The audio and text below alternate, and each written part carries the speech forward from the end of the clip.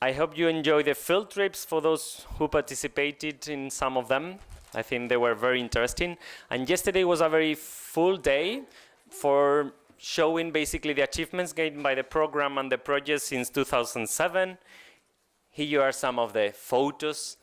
We started the day with the registration, the first networking possibilities, then the welcome speeches, the introductory speeches.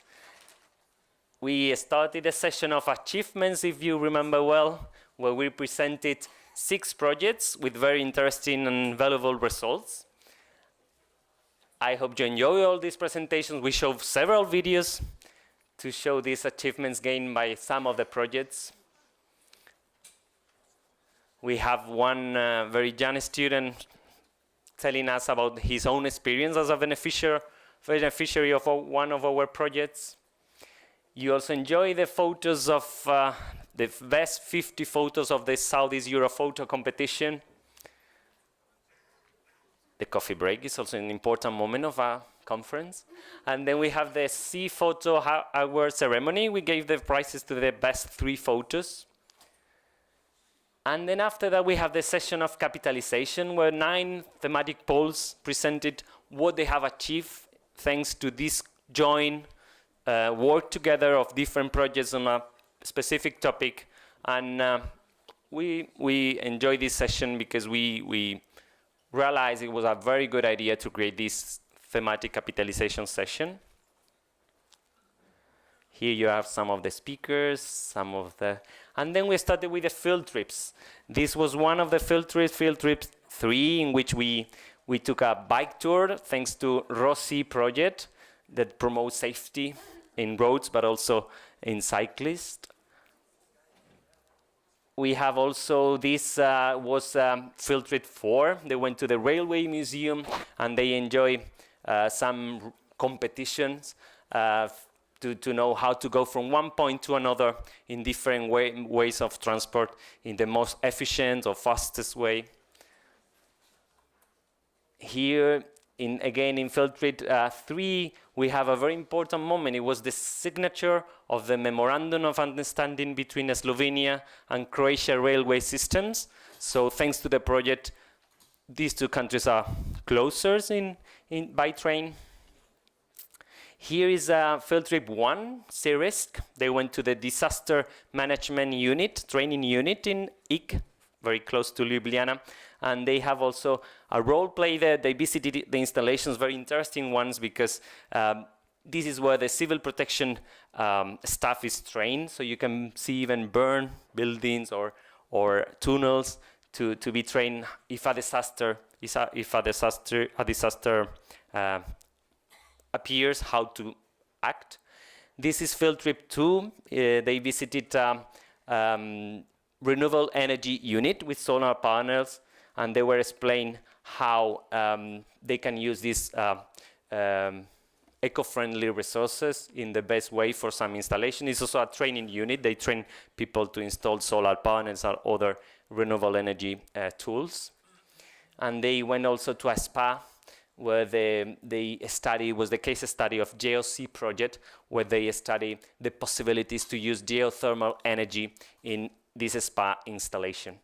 So these were some of the field trip we enjoyed yesterday, and today is the day for the future. As you know, the Southeast Europe program will be divided from next year into 3 new transnational programs, and this is the topic for today. But before that, I would like to give the floor to the managing authority of the Southeast Europe program, Monika Nemek, Head of Department for Implementation International Cooperation Programs in Hungary.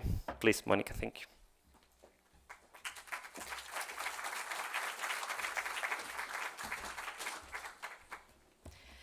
Thank you very much. Good morning, everybody. After this visual summary of yesterday, I just would like to make some concluding remarks very briefly, because we are a little bit behind the schedule. So yesterday we could see a great variety of projects, their aims and results, and first and foremost, we could see very committed and enthusiastic people who are extremely proud of their achievements. So I herewith thank you very much for the excellent presentations and the devoted work on behalf of the managing authority. The Southeast Europe Transnational Programme provided a framework that you as project partners filled up with content in an amazing variety of fields. Despite all the differences of the countries participating in the Southeast European Programme, numerous mutual challenges and joint initiatives could be identified. The projects range from innovation to cultural heritage, from statistics to communication. Some of the most used words of the speakers were learning, exchanging experience, building capacities. These terms refer, however, not only to learning processes among the participating partners, but to all the stakeholders involved and an even broader circle of target groups, including public administration bodies, small and medium-sized enterprises, civil society, and the local communities as such. Investing in these kind of soft projects without so-called hard infrastructure elements are sometimes challenged, and questions are raised how their sustainability can be ensured. Yesterday, we could hear many convincing arguments that can assure us that the studies prepared, the plans developed, and procedures elaborated will not remain only in the drawers. All the projects and also the program management bodies have made strong efforts to ensure their dissemination, exploitation, and also their capitalization, as we could see a fruitful discussion on it. I'm sure that the first day gave inspiration for lots of you thinking about further project ideas. Solid networks of partners, cross-sectoral cooperation, and the vast amount of knowledge base has been accumulated through the Southeast European Programme. It can provide a firm basis for subsequent joint initiatives. For these, however, the new upcoming programs shall set the framework, regarding which we could also hear some advice. For example, the beneficiaries would welcome as much flexibility in the implementation as possible, as there is a constant evolution process throughout the lifetime of the project. A proactive approach from the Joint Technical Secretariat and close monitoring by the project managers would be welcome, as we could hear, which could also facilitate connections and interlinkages among projects. Elaboration of standard formats for presenting outputs was also mentioned by some of the beneficiaries, because these standard formats of presenting outputs could further contribute to the exchange of experience among projects. And we could also hear that the capitalization efforts are highly useful. However, financial support to this would be also welcome. So these are issues for further consideration of the new programs, which will be presented today. And I believe that the Southeast European Programme paved the way, which can well contribute to the success of the new programs as well. So I wish you fruitful discussions for today, and thank you for your kind attention.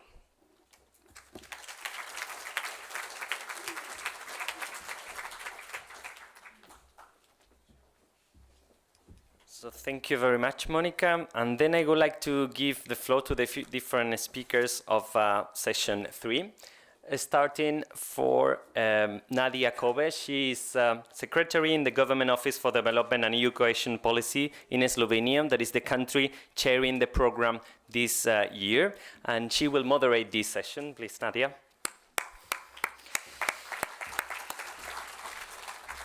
We have also Irina Krutzeru from the European Commission in DG Regio, and she's the desk officer for the Southeast Europe program in Brussels. And from one of the 3 new programs from the Adriatic Ionian program, we have Ludovico Gherardi. He's senior officer from the Emilia-Romagna region. He's the team of the future managing authority of Adriatic Ionian program. For the second of the programs, the Balkan Mediterranean program, we have Alexandros Samaras, head of UNIF of the management and monitoring of the programs implemented in the Balkan Peninsula. And finally, for the Danube program, we have Imre Chalakovic, Deputy Head of Department in the European Economic Cooperation Department of the Office for National Economic Planning of Hungary, future MA of Danube program. And after that, I would like to give the floor to Nadia. She will moderate this session, first presentations and then a panel discussion. Thank you.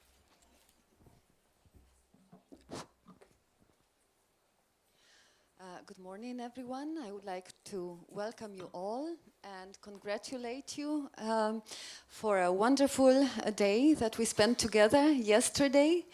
Yesterday was like a festival of our achievements, but today is devoted to information, and hopefully all of us will be able to give you as many information as you need at this stage.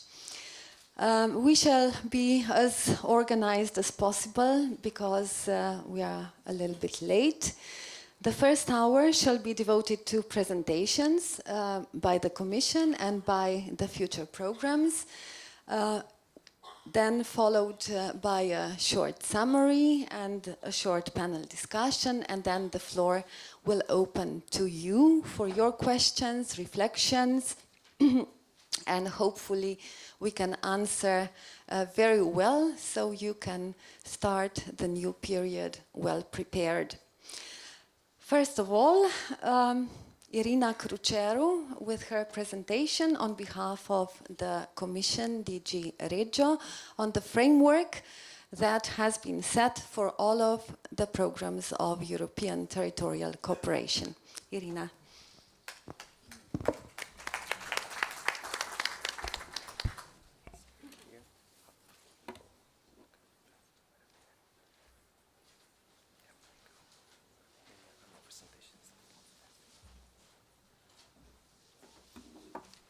Good morning, everyone. I will be quite brief because I think in general the most interesting part of a panel is the discussion, so I will try to make my presentation quite short. I will start by saying the fact that in Brussels, let's say, the decision makers, the European Council and European Parliament, they have recognized in this, for this future programming period, the fact that territorial cooperation is central to the construction of a common Europe and the common space, and that it's the cornerstone for European integration. It has a clear European added value, and it helps Europe in helping to ensure that borders are not barriers, that we bring Europeans closer together, and also in trying to help solve common problems, facilitating the share of ideas and assets, and encouraging the work towards common goals. And I think you all, as beneficiaries in projects, you recognize that very easily, and you can realize even more evident than watchers from the side, let's say, that this is a real added value for Europe. I'm saying that this has been recognized because European territorial cooperation has become a goal of the cohesion policy for the period 2014-2020. The allocation of Interreg, it was decided, let's say, by the cooperation community to come back to the wording Interreg because it's something that many people have been using for many years, and it's something that really, let's say, reminds people of cooperation and this part of cohesion policy. So Interreg will have a budget of 10.2 billion euros in the period 2014-2020 in total, out of which 7.5 will go to cross-border programs, and around 2 billion euros will go to transnational cooperation. The rest goes to interregional cooperation programs in the future period. The focus of the regulations this time was on result orientation and on thematic concentration. We have tried in territorial cooperation to make a compromise between on this, let's say, thematic concentration, because we think that territorial cooperation is a unique possibility for countries to coordinate policies, to coordinate actions, and this is a possibility that should be given not in a very restricted number of themes, but it should be given in the themes where the countries feel the need for cooperation and for coordination. However, the result orientation is very important, will be very important for the 2014-2020 period. Here we are looking to this kind of exercise of capitalization, of taking the projects further from the stage where we have cooperated and we have nice results to the stage where these results are implemented in the individual countries and really make a difference at national level and are the starting point of future investments in each of the countries where the cooperation projects were implemented. As I'm saying, the strengths stay the classical ones. I'm going to go a bit faster. I have to say that there was an overnight metamorphosis. It was supposed to be my colleague Vicente who made this presentation, so here I am representing Vicente, but I will skip some of the slides which are maybe less relevant. So, as I was saying, cross-border cooperation with 7.5 billion and over 60 cross-border programs. To this we can add the IPA cross-border programs, which are programs between member states and an IPA country, neighboring countries in the Western Balkans.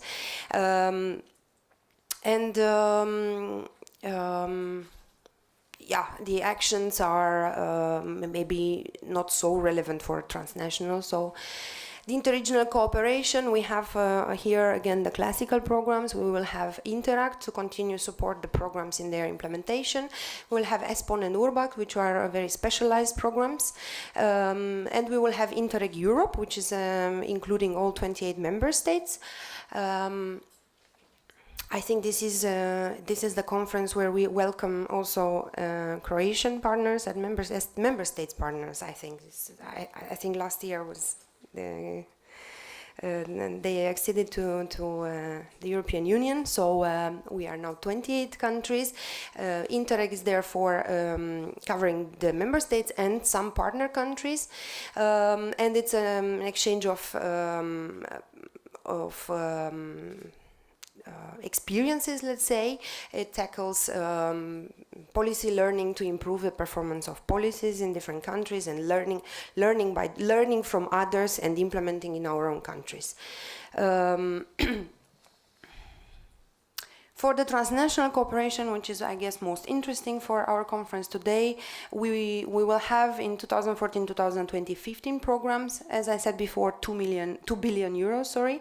Thematic concentration, most of the programs have selected now their priorities, but my three colleagues here will give you more details about that on each program.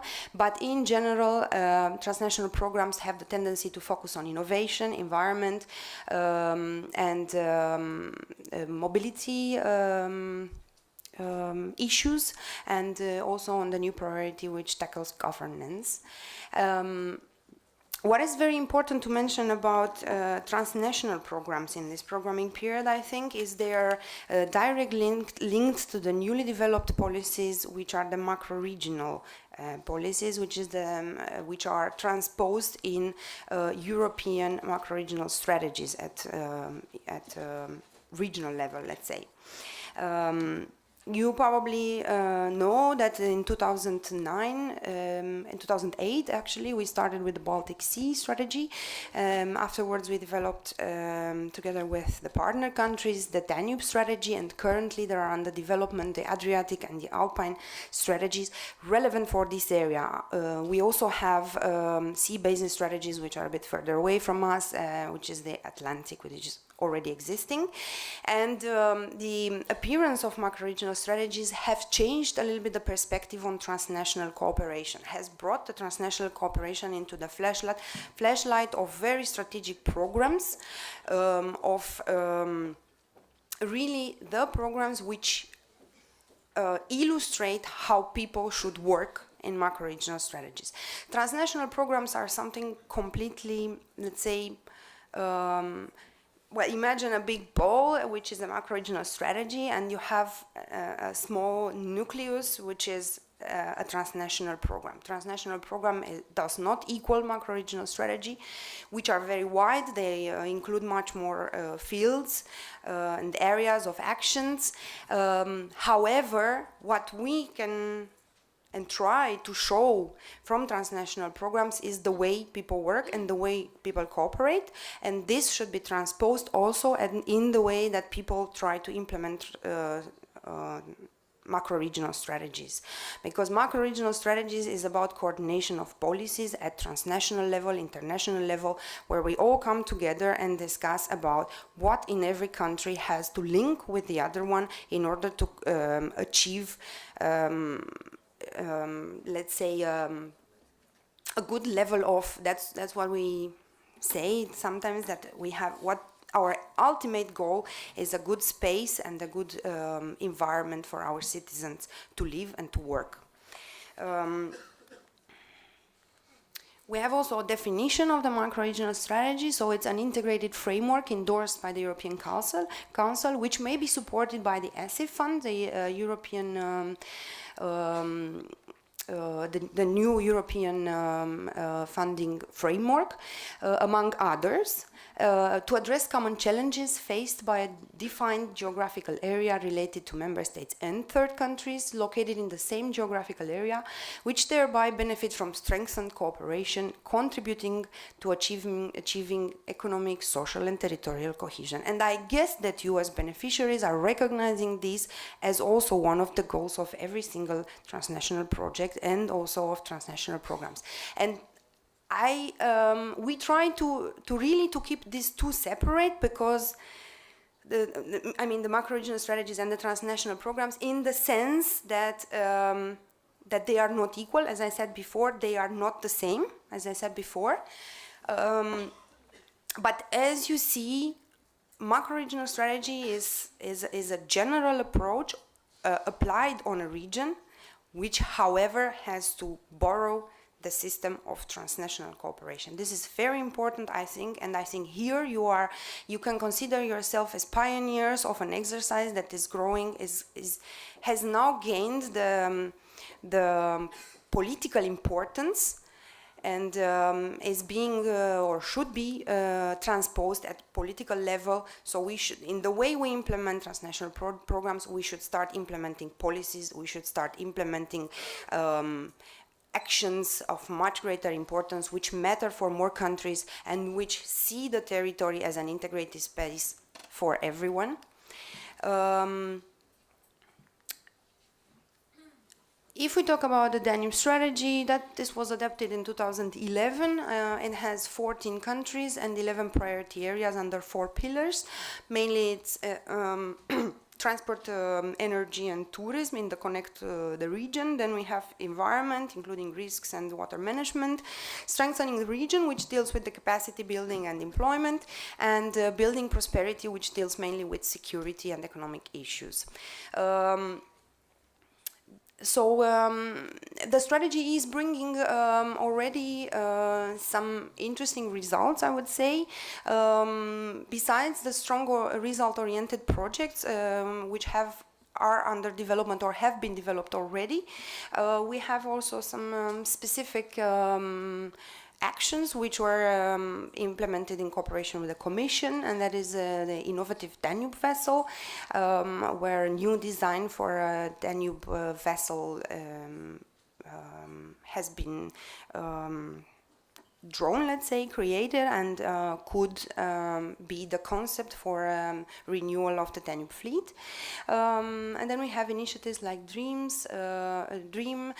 We have also very small but very useful initiatives which have given the possibility of some strategic projects to start building their partnerships by allowing amounts like 50,000 to 100,000 euros for project preparation.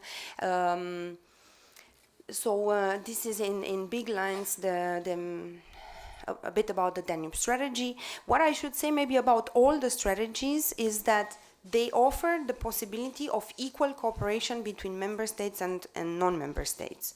Because in general, the policy at EU level is done in the Council, where there's only member states. And what the added value is brought and what is recognized also by the Council is that within the macro-regional strategies, we can bring the non-member states as equal partners on the table and develop these policies beyond the borders of EU in cooperation with our neighbors in an equal environment, let's say. Then we have the Adriatic Ionian strategy, which should be adopted by the end of 2014. Here we have 8 countries participating. As you see, we have a very equal situation here. More than in other strategies, we have 4 member states and 4 non-member states.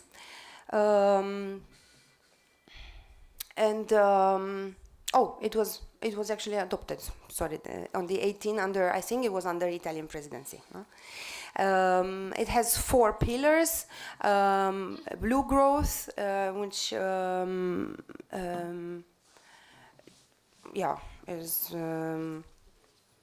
can speak after Lodovico. Yes. Then connecting the region, environmental quality, and tourism. And then the Alpine region, the strategy. Here again should be adopted next year with 3 pillars. Sorry, and this strategy is slightly, let's say, it's under development now. What is again relevant for you maybe is that this time around the transnational programs have been designed to perfectly fit the geographical areas of the new macro-regional strategies. Therefore, as you probably already know, we have now the Danube transnational program, the Adrion, which covers the Adriatic Ionian strategy, and the Alpine Space program. And of high relevance for you as partner countries participating in Southeast Europe until now, we have also the Balkan Mediterranean program, which covers 5 countries and is not covered, let's say, by a macro-regional strategy, however, very relevant for your type of cooperation. I'm not going to spend more time. I'm going to give the floor to my other colleagues, and we can develop further on the subject in the discussion. Thank you, Irina. Some applause, please. So after this framework, we shall immediately move on. Lodovico Gherardi will present the contours of the future Adriatic Ionian transnational program, also called Adrion. Okay, thank you, everybody. And okay. I introduce the first of the 3 kids of the old father, Southeastern Europe. This is the first child, and I believe that it is completely related to the macro-regional strategy. As Irina said before, is the strategy that was born inside of the Adriatic Western Balkan space. Why? Because during the 2007-2013 period, there was a lot of exchanging in the geopolitical issue in this part of the world. For the beginning, it was approved and the start and the fine-tuning of the Danube macro-regional strategy. There was approval for the Council of Ministry of Europe, the Adriatic Ionian Maritime Strategy, but we back in this point after, because it is important to specify something regarding this. And it was at the 30th of November on 2012. It is most important, really important to underline the fact that on the 1st of July 2013, Croatia is the 28th member state, and this is important for this region. European Council will approve and will present and will approve the Adriatic Ionian strategy by the end of this year during the Italian presidency. These are the situation right now. Now, This is the Adriatic-Ionian macro-regional strategy. As Irina said, 4 member states, Croatia, Greece, Slovenia and Italy, 3 candidate countries, Albania, Montenegro, Serbia, and 1 potential candidate, Bosnia-Herzegovina. These are the partners. And now this is Adriatic-Ionian maritime strategy, but in this strategy, I back in the slide before, cover a really important terrestrial surface area. And this is the importance of this strategy. It is important because we have to link maritime and terrestrial needs. We have to link east and west in a Europe in where the majority of the direction is north-south. And this is a thing to take in consideration. Okay, socioeconomic disparities between west and east, transport, energy, environment, natural and man-made hazards and risk. And we had in Serbia in this spring an example of environment risk of floods and so on. And there are a lot of, and another thing really important is administrative and institutional issues, is to try to break the border between the administrative situation and then administrative procedure. Opportunities, blue economy, but not only blue, I have to underline this fact, connectivity, cultural, natural heritage and biodiversity and tourism. A good thing is, and it is because there are the macro-regional strategy, that now we can use the word tourism with a proud, not with a problem. During 2007-2013, tourism is not a good word, now is, and it is important, especially for Adriatic-Ionian area. Good, this is the action plan, more or less, blue growth, connecting the region, environmental quality and sustainable tourism, the 4 pillars in where this strategy is developed. Okay, this is a tricky point. The macro-regional principles say there have to have 3 no. No new founds, and it is in bold because it is important to take in consideration this, no new legislation and no new institution. Take in consideration the fact that European territorial cooperation is not a new found. But we, as Irina said, have to take in consideration that the macro-regional strategy have to use all the financial possibilities that the European Union can give, because it is larger than European territorial program. European territorial macro-regional strategy is a strategy. We have to use all the possibility that your territorial can give you and the European Union give to your territory to found some main issues of development, some main targets. It is important to use all the financial instruments from the European Commission, for the first. For the second, it is useful, it is necessary to have a close political relationship between partners and partners, especially in this part of the world in where in the last 30 years happens not very good things. Now we have to find some good political relation in this area. Also in Danube, but in Adriatic-Ionian, in Balkan Med, it is not a macro-regional strategy, but it is a part of this world. And Alpine space, but Alpine space is easier because Alps is clear to define and clear to have something of concrete. Okay, first child. These are our father. It was our father, Southeastern Europe. And thank Gusti, thank all the managing authority and JS of Southeastern Europe, because gives us the possibility to develop and to try and to have experience in the past. And we have these 3 new programs. Adrian is an acronym. I prefer Adios, but something said that Adios is much more definitely Adriatic Ionian space. Okay, I don't win, and Adrian it is better, but it is my point of view. Danube, it is more clear, and Balkan Mediterranean. You can say in this slide that there is a really overlapping of area, a really overlapping of, it was the south, it is our father.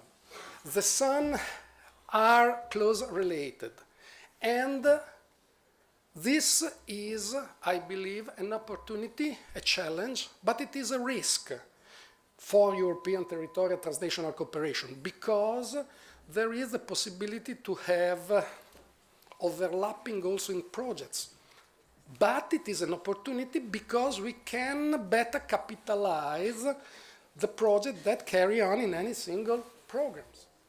To do this, it is necessary to have a really close relation between managing authority and managing authority.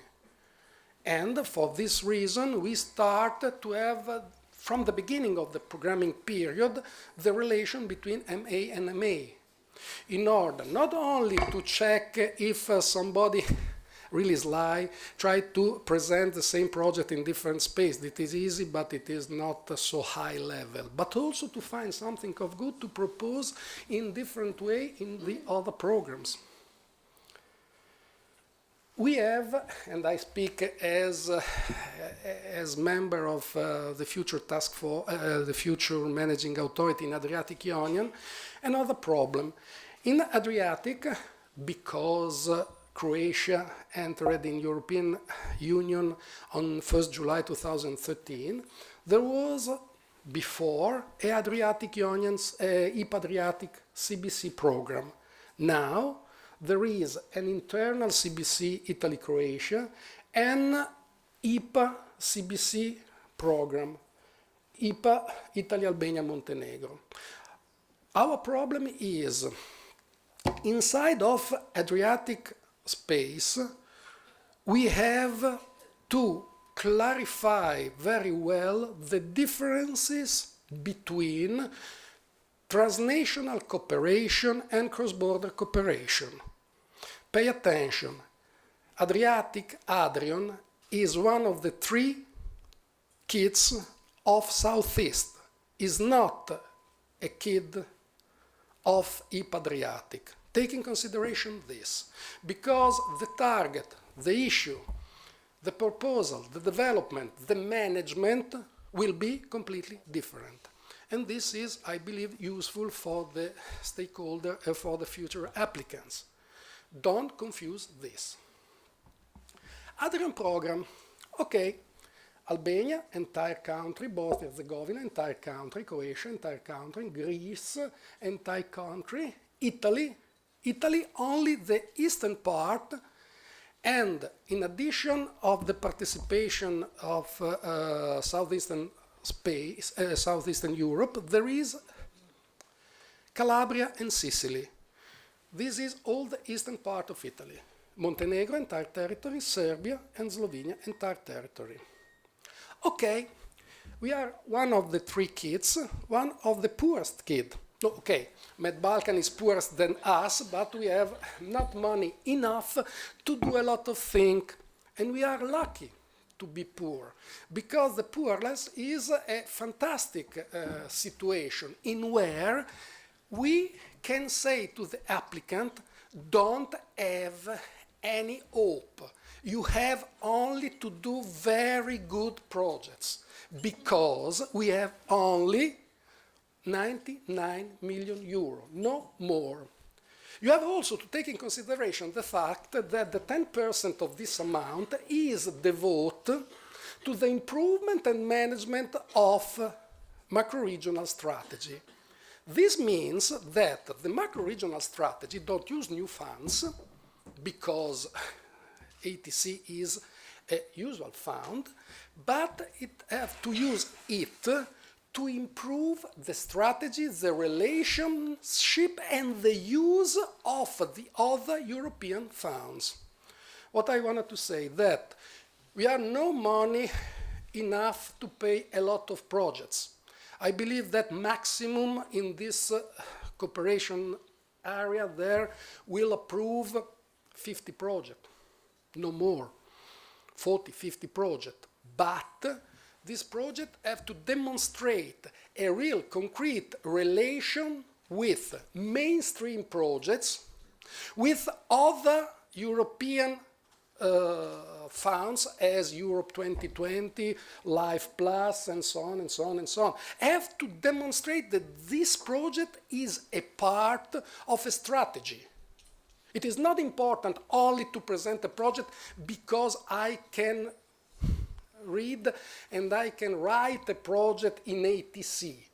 The ATC is a part of the strategy, possibly inside of the macro-regional strategy. This part can realize something, but not all the strategy. You have to use this program in order to connect other funds of money. I hope to be clear in this. This is the story of this of the elaboration process. August 2013, launch of the new program. April 2014, start elaboration of the cooperation program. We are slow, but like a diesel, we can arrive at the end, I hope. But we have not a lot of money, and then we have time. This is another thing. Okay. May 2014, designation of the new managing authority. Wow, we have this designation. Fantastic. June, July 2014, public consultation, and this is one of, from the methodological point of view, it was one of the most important points in the setup of the cooperation program. Sorry, I said operation program, but it is a word of the past. In the future is cooperation program. A good thing of the European Commission is the, from time and time exchange the word. The meaning is the same. Okay, okay, back. Consultation, in this consultation, it's show that there are the main issue and the main axis in this program. And in last quarter of this year, I hope that we can present the program. I hope at the end of October, maximum at the beginning of November. The only thing that I really make me happy is the fact that Interreg Europe has not yet presented. And then if Interreg Europe is not yet presented, only a new program, and then, okay, good. The objective, thematic objective 1, research, innovative and smart region. Thematic objective 6, sustainable region.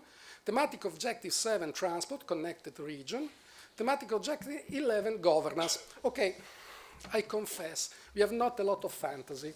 It is the same of the main issue then carried out from the other European territorial programs.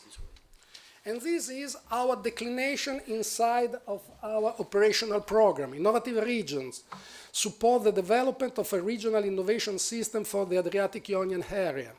Priority 2, sustainable region, divided in 2 parts, promote sustainable valorization of natural and cultural assets and gross assets in the Adriatic-Ionian region. This means tourism, not only, but improve the local history, the local culture, the local possibility.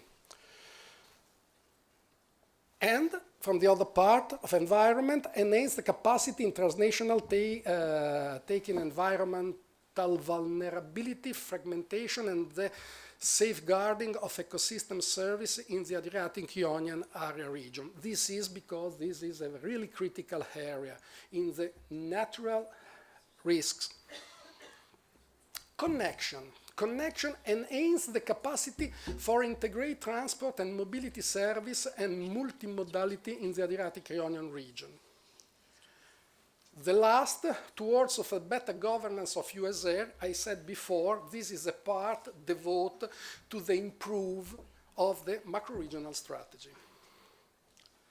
Okay.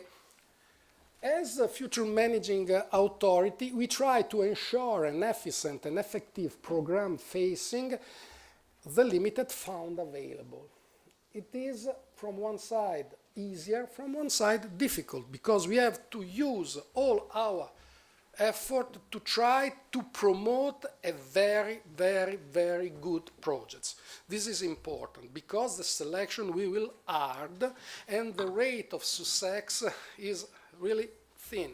The only way is to have a very good project. And from this reason, all the future MA, all the JS, all the structure of the program will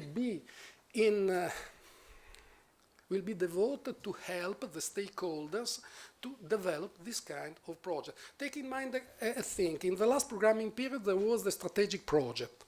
I strongly believe that all the projects in ATC have to be strategic, because there are not strategic and common projects. Also because we are inside of the macro-regional strategy. A key word of all ATC is strategy. This is a key point. Okay, I said I arrived in the end of 2014 with, I hope, the submission of the program. In the beginning of 2015, the approval of the program. In the first quarter, maximum in June, to have a selection of the structure, and in the second part of the next year, probably the first call, I hope. And please, I would like if you wish us good luck, and I wish you good luck too. Thank you.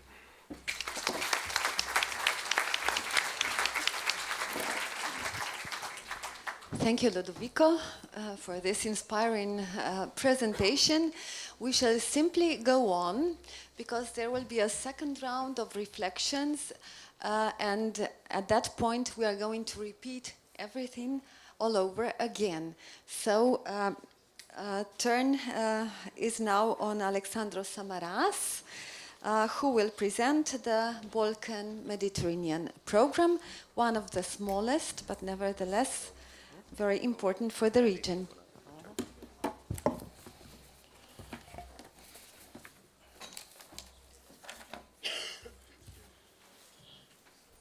Dober den to everybody. As we Balkan Mediterranean program are the poorest kids of the family, we intend to be swift and will not take so long our presentation. So don't worry.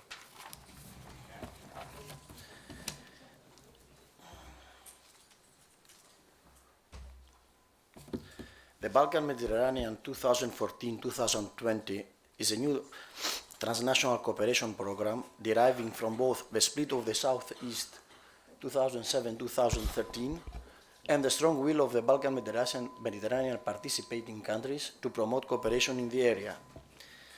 It is the first time ever that European cooperation addresses the Balkan Peninsula and the Eastern Mediterranean Sea together in a joint effort across maritime and terrestrial borders to contribute to EU 2020 strategy for smart, sustainable and inclusive growth. Accordingly, the program supports the know-how and experiences sharing, improvement of public policies and networking between national, regional and local authorities and other territorial actors of the whole eligible area, cooperation area. It is a new cooperation opportunity that enriches the European territorial cooperation goal for the new programming period 2014-2020. The geographic coverage. As you can see on the map, there are 5 countries participating in the new program with their whole territory. There are 3 EU member states, Bulgaria, Cyprus and Greece, and there are also 2 IPA partners, the Albania and the former Yugoslav Republic of Macedonia.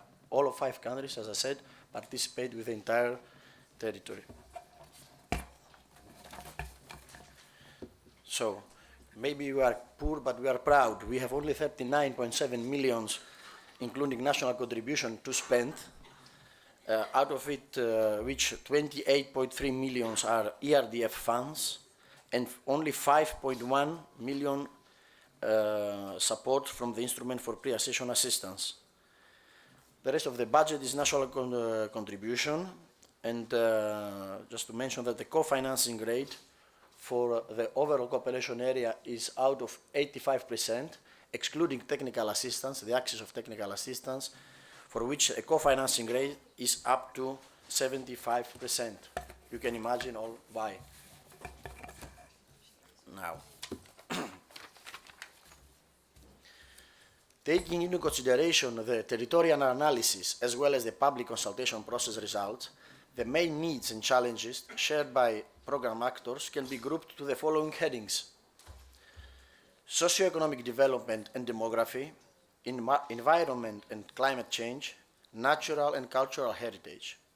However, limited funding compelled tougher choices. In response to all regulatory requirements, a strong thematic focus has been promoted to address two key challenges: territorial competitiveness and environment. Accordingly, the program is built upon the following two priority axes, as you can see. Axis 1, entrepreneurship and innovation, and axis 2, environment. There is also a third axis, refers to the technical assistance. There are two thematic objectives for each of the priority axes, being analyzed to 6 specific objectives, as you can see it on the picture. I don't want to tire you more with that. Let's see the two axes. Priority axis 1. Well, as the Balkan Mediterranean area suffers from markets fragmentation, high unemployment and limited labor skills, the entrepreneurship and innovation is or can be a powerful driver for economic growth. So, in priority axis, we dedicated to actions that first foster the area's entrepreneurship potential by encouraging SMEs cooperation and networking, clusters and clusters policies, new business models application, and in particular, the ones promoting innovation, opens new markets, and support internationalization. It also foresees knowledge transfer and skills development, linking the overall business support to vocational training. To whom this cooperation opportunity refers to? First of all, to umbrella organization of SMEs. Be careful, not directly to SMEs, but to umbrella organization. Development and planning agencies, local, regional, and national authorities involved with business management, technology transfer centers and universities, innovation support networks, and non-governmental and civil society organizations. The second axis, environment. We all know that our area suffers from the deterioration of the environment, the insufficient use of natural resources, and limited institutional capacity of public authorities and stakeholders. Thus, protecting, conserving, enhancing natural capital, managing, monitoring, and strengthening environment is fundamental for sustainable development and inclusive growth, promoting an ecosystem-based management approach.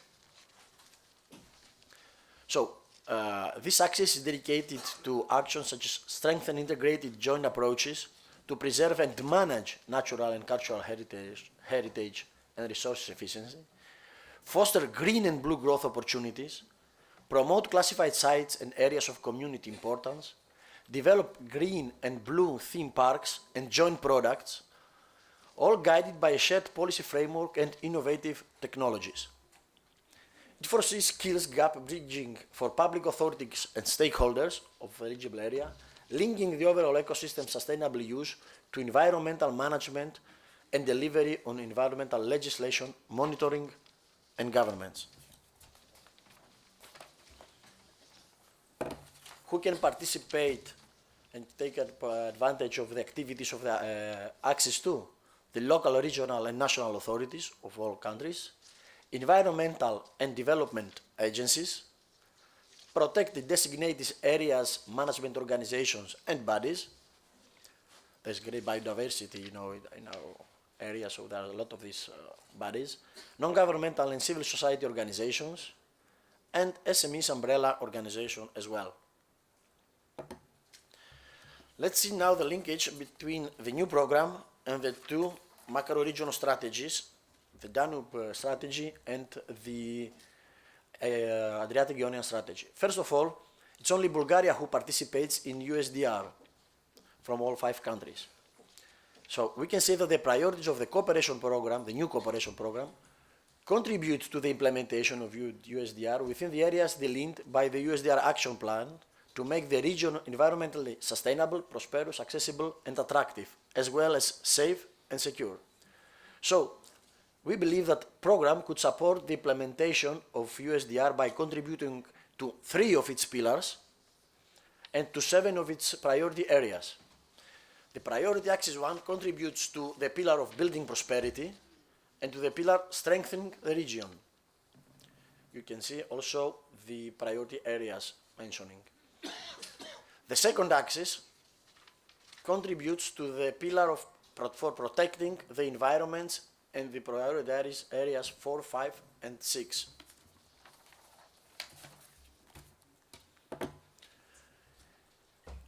Adriatic-Ionian macro-regional strategy. There are 2 countries participating and covered by the USR, Greece and Albania. Again, in this case, the priorities of the new cooperation program contribute to the implementation of USDR as it is delivered by the action plan. The program could support the implementation of USDR by contributing to 2 thematic objectives. Priority 1 contributes to thematic objective 3 by targeting the competitiveness of SMEs, aiming at sustainable economic growth and business opportunity. You can see that while the USR focus only on the blue economy by providing potentials for complementarity and synergies, the Balkan Mediterranean CP is free of any particular sector, and competitiveness is also tackled by supporting SMEs capacities under training schemes. There's also a contribution with the second axis by tackling the environment and resource efficiency.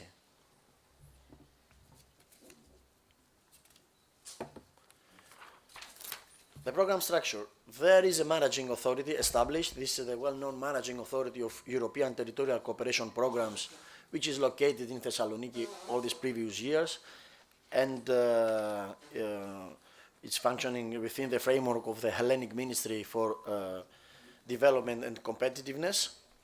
There will be a joint secretariat which will establish and located in Thessaloniki, Greece, and the composition of the new secretariat will be the following. There will be 1 coordinator, 1 project officer, 1 financial project officer, 1 communication technical assistant and project officer, and 1 administrative assistant. We are planning to have 6 members of JTS, but unfortunately there are not enough money, so we hope that 5 will be enough. Short roadmap how we ended here. We started on December 2013 by the approval of the new transnational program by EC. We had 3 task force meetings, February, July, and August, and February, May, and August, and we have a working group meeting in July. We went through a public consultation, 3-phase public consultation during May, June, and July. We organized 5 workshops in all participating countries. And we are in a pleasant situation to announce you that we have submitted the new program at the 22nd of September, which was the last Monday, just on time. I think that we have been more Germanized than the Germans themselves. We are on time. That proves something. We hope that, well, it's not usual for Southern Balkan, but you see what crisis can do. We hope that at the mid of November we will have the comments of Commission on the new program, if they are on time, and by the beginning of the next year we will have the new program approved. Which are the future tasks to be done? First of all, we have to establish the joint secretariat. We will launch a call for interest to find the best we can. We hope that this procedure will conclude something like in July 2015, so that we could launch a first call by the end of 2015. We say September, but let's be realistic. It will be rather by the end of 2015 with Ludovico together. I would like to say and to thank the Southeast Program, which financed the cost of the experts, the consultants who provided their services to the 5 countries, to the task force.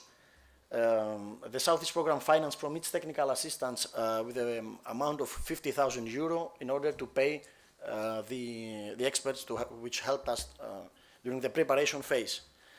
Closing my presentation, I would like also to thank the 2 expert consultants for their support. First of all, the Aegis SA company from Athens, who elaborated the ex-ante evaluation and the strategic environmental assessment, and the Cyprus Consultancy Ltd, which is established headed in Cyprus, the whole drafting team, and for their help, and especially Mrs. Elena Papazacharopoulou, well known to most of you as Helena Papa, the drafting team leader, for her valuable contribution.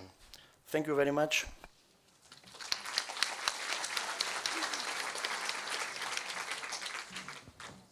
Thank you, Alexandros. And now let us move on to the Danube program. If Lodovico said that there is a father and 3 sons, I have to offer promote equal opportunities and say maybe we have Mama Southeast Europe and 3 daughters, and the largest of them would be the Danube program. The largest, I did not say the best. Let us compete in this regard also in the future. Imre Čelagović. Thank you very much for inviting us to the conference. First of all, about the geography, because geography counts, and I think it is basis of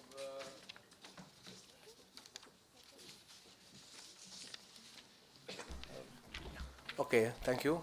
So the geography is basis of our work as we are managing territorial programs. The map of the Danube program, it is just the same as the Danube strategy, and somehow this is reflecting to the reason why we have this new geography, because simply the strategy became so important that the Commission proposed to the member states to change the geographical scope and then to somehow put closer to the international cooperation programs to the strategy in order to help in its coordination. In the new map and the new program, we have, in comparing with the Southeast, we have 2 new countries participating. We have Czech Republic, and we have 2 regions of Germany, Baden-Württemberg and Bayern. And then other countries are participating in the Southeast as well.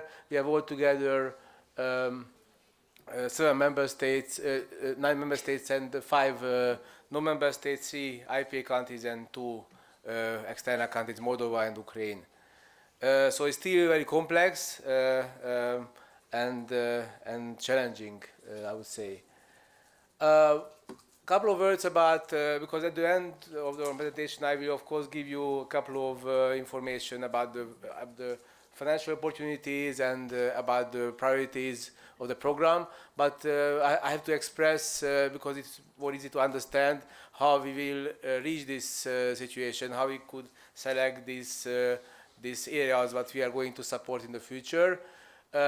Basically, there were 4 directions where the partner states were approaching this the new program. Of course, first about the territorial challenges, we had the regional analysis analyzing this big space of 110 million inhabitants, and we have tried to define those areas where there's a need for the cooperation. Of course, there were preferences of the partner states coming from 2 different directions. First of all, they had, of course, policy objectives, and they have to translate to an objective of a program. But of course, they had consultations at national level at the very beginning of the programming, and they will bring the inputs to discussion. And of course, as somehow the driving force of the new geography was the strategy, the Danube strategy. Therefore, the objective of the strategy has to be and should be taken into account, and it was highly influenced the selection of the thematic objectives. And then the last but not least, the Southeast program lessons and also the way as the international cooperation is working it was very important input in two different directions. First of all, for these programs, we have to define what is transnational, what is relevant for this cooperation, what is the instrument and how the instrument works. And of course, one of the most important, I would say, the most important source of information was the program itself. But of course, the second was that the analysis of the result of the Southeast and what results were considered tangible and concrete, and what are the areas that was not that successful. So all of these four directions gives us a possibility to select teams which is going to be supported in the future. I have just only two maps that we have to speak about geography and territories. I mean, this is just an illustration of the complexity of the programming. It is the GDP of the program, and as we have basically the least developed countries in the European space, on the other hand, we have almost the most developed ones as well. Therefore, to find common objectives and activities, this is a challenge. It's not a challenge only in the programming, it is a challenge for the project as well. How to find the common objectives and results, this will anyway very difficult in this environment. The next map is showing somehow the political status of different countries. It is in this part of Europe, it's true for all the three programs we are discussing, but not for the other part of Europe. So it's quite unique that we have in our programs very different countries in terms of political status, which is of course affecting and illustrated by the borders. We have borders which are quite close. I mean, there are customs and there are you need days to go through if you would like to transfer something. And we have of course borders, especially in northern and the western parts, where you can just cross without see even where the border is. So I think the differences are very big, and also this is influencing the cooperation, but we have to take into account also at project level. When we are talking about the inputs, we were also building the 4 thematic seminars which were organized by the Southeast program. They were very valuable inputs organized according to 4 priorities of the program. We were looking at the results, and the Secretariat organized the meetings also in the direction to help for the new programs to define new objectives. Then of course we had also stakeholders consultations, online questionnaires, which is also influencing the decisions of the partner states. Then also we had a lot of discussion on the strategy. Member states quite at the beginning of the programming agreed that of course they will take into account the strategy. They were considering one of the priority, part of one of the priority give a direct support to the strategy, but of course the other objectives, other thematic priorities are also could support projects which are generated by the strategy. But still it was said very clearly at the beginning that member states of course would like to, and they have to be in line with the structural funds approach and rules. So there will be a normal project selection along criteria, and it will be done at the program level. There were also, of course, meetings with the stakeholders of the strategy separately organized. We had 3 meetings with the priority area coordinators, with the NCPs, of course, with the Commission as well, and we had also a specific meeting recently organized to select a new instrument, what maybe I will mention at the end of the presentation. We had 10 meetings where the partner states were trying to organize the selection of the objectives and the priorities. And in principle, we have 4 priorities selected. This is a bigger program and quite complex as the previous ones. I mean, I will just, of course, will tell you a couple of words about the priorities, but what you have to generally understand, what is the shift from the Southeast towards the Danube in terms of thematic areas. It's one thing that basically more or less it's similar, but there is a much stronger social element of the program. In social elements taken into account basically almost everywhere, but especially in the first and the fourth priority. This is quite a key part. So this, of course, we had also projects which were dealing with social dimension in the Southeast, but the Danube it will be more strengthened. And some of the sectoral policies, especially energy, will be also more taken into account. But altogether, it's similar what you had in the Southeast. We had, as I already mentioned, we have 4 priorities. The first, it's basically innovation, but here, what I already mentioned, the social element would be quite important. So here we would like to deal with eco-innovation, social innovation, entrepreneur skills, educational systems, of course, in this in the innovative elements, but of course together with more conventional innovative innovation activities. For the environment, for the second one, which is basically environment, culture, water management, this is not very different for the activities you had for similar priorities in the Southeast. For the priority 3, which is transport and energy, first of all, in the 3.1 the specific objectives, we would like to very much highlight and support this economical sound transport system, especially the regional systems, and because of the special needs of the area for energy supply, the security of the energy supply, to increase the effectiveness of the regional systems, smart grids and other aspects where the region is underdeveloped. So we have a special objective for energy issues here as well. And then the fourth priority, which is going to be probably the smallest one, but still very important, that of course here we have an institutional cooperation. It is not only a kind of support for public administration to develop its skills, but also to support the coordination, institutional coordination and cooperation between different countries, especially in social areas as demographic change, migration policies, inclusion of marginalized groups, and so on.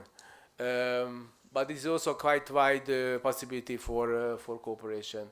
And then we have a special objective, which is a kind of specific part of our program, which is a direct support for the strategy.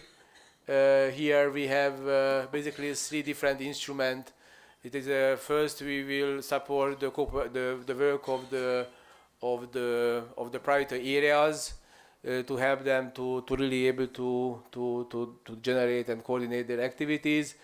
Probably there will be a special seed money facility for the strategy, so supporting the development of projects for the Danube strategy. It will be defined more later in more in deep. And then we have a special, we call it strategic point, which is a specific instrument. It's not an institution, but it's an instrument which supports the coordination of the strategy. And it has been decided just at the beginning of this month by all the participating partner states, and of course the Danube strategy governance, that it will be the Brussels office of the Baden-Württemberg region. So we have this specific instrument. For the budget, we have a bit more 200 million euro for ERDF. We have roughly 10% of this, like 20 million for IPA. Altogether, the program budget is roughly 263 million euro, which includes also the required national co-financing, which will be 15% in general for the projects, and then the technical assistance. For the management, only a few words, because it's in some way we are a conference of the Southeast program. The major structures will be similar as in the Southeast. For the certifying authority and audit authority will remain the same. And for the management, we will just include the managing authority and the secretariat into one single organization. There are discussions and the kind of process started by the member states to somewhat transfer the capacities of the Southeast Secretariat to the new program.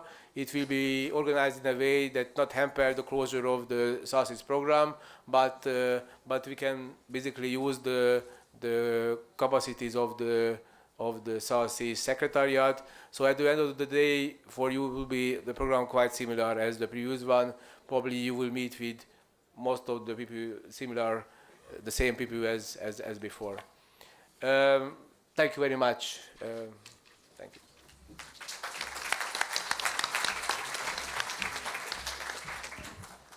Thank you very much, Imre. And now it's time to briefly sum up what we have heard and then repeat it all over again for you to remember. So regarding the priorities, transnational programs usually choose framework conditions for innovation. Almost all the programs, and even the Balkan Mediterranean program, which has chosen thematic objective 3, competitiveness of the SMEs, has made absolutely certain that only topics that can be tackled through transnational cooperation are taken on board. Next, ever-present priority is dedicated to the environment, risks, and resource efficiency. And then programs usually choose between thematic objective 4, deriving from the regulations, and thematic objective 7. Both deal in one way or another with energy and transport issues. Next thing that should be underlined is what is essential for cooperation programs, and that is territorial approach and cross-sectoral approach, which might seem to be missing from the priorities, but this is not really true, because these are two underlining principles, remain to be underlining principles, and are even more emphasized in the new period. What is new is transformation or omission of former priority 4, regional and urban development, and this priority has been transposed into priority dealing with governance and support to macro-regional strategies in 2 of the 3 programs present. What is also new, perhaps you have noticed, we are following a total cost principle and not public cost principle. In practical terms, it means that private partners can be direct beneficiaries of all 3 programs. That means that project partners that are of private status will not have to mandatorily find public co-financing, but of course they will have to ensure that they follow public or broader interest and are not seeking just advantages for themselves. Next, very important issue is the result orientation, also mentioned by Irina and embedded in the regulations even or strategic papers of the Commission. And here we have already touched upon coordination with the former program and its results, coordination among the programs in the region, but also coordination with other types of programs. The point is that the outputs should be used, and the project partnerships will have to somehow explain and demonstrate that they will be used and by whom. Next, the management experience in these very new programs should be continued, drawing upon best practices in the previous period. So we do not want to be innovative for the sake of being innovative. We really must rely on what has been proven as good. And practical things, only one of the 3 programs has been submitted on time, which is this very Monday. And the other 2 are somehow lagging behind, but this is not a problem. The Danube program has taken all the major decisions already, and it's a matter of being finalized, and also the Adrian program is very well on track. So there is no doubt that all 3 programs will be submitted within 2 months. And then the calls are expected probably in the second half of next year, depending also on the assessment made by the Commission. So in this order, I would also like to ask, to pose questions to the panelists. And now going in the seating order, not in the alphabetical order as before. Imre, can you please explain again what is different in the new program, the Danube program, compared with the Southeast Europe program? Briefly, because everyone will do the same. You can have,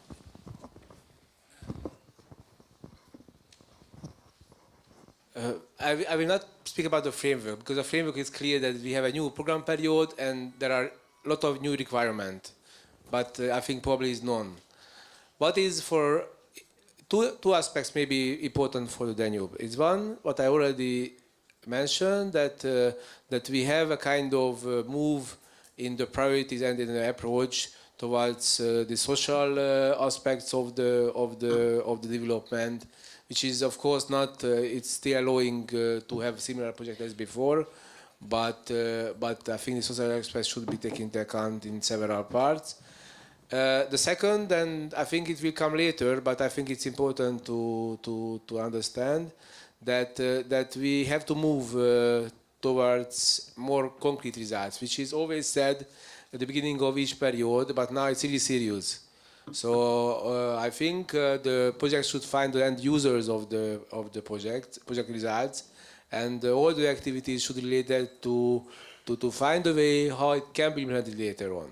So the programs are looking for projects which are working in the specific area where the international cooperation can have added value and a special niche, not dealing with issues which can be done in other areas, but first of all cooperate with other programs, other actors, and second, that find the end users and involve to the projects. Because this will be a requirement for the future, and I think without this, it is a project cannot be really implemented successfully, and I think in long run, the international cooperation program would be not exist anymore. So that's why I think it's for the program and for the project level, it's important to find end users, find the stakeholders.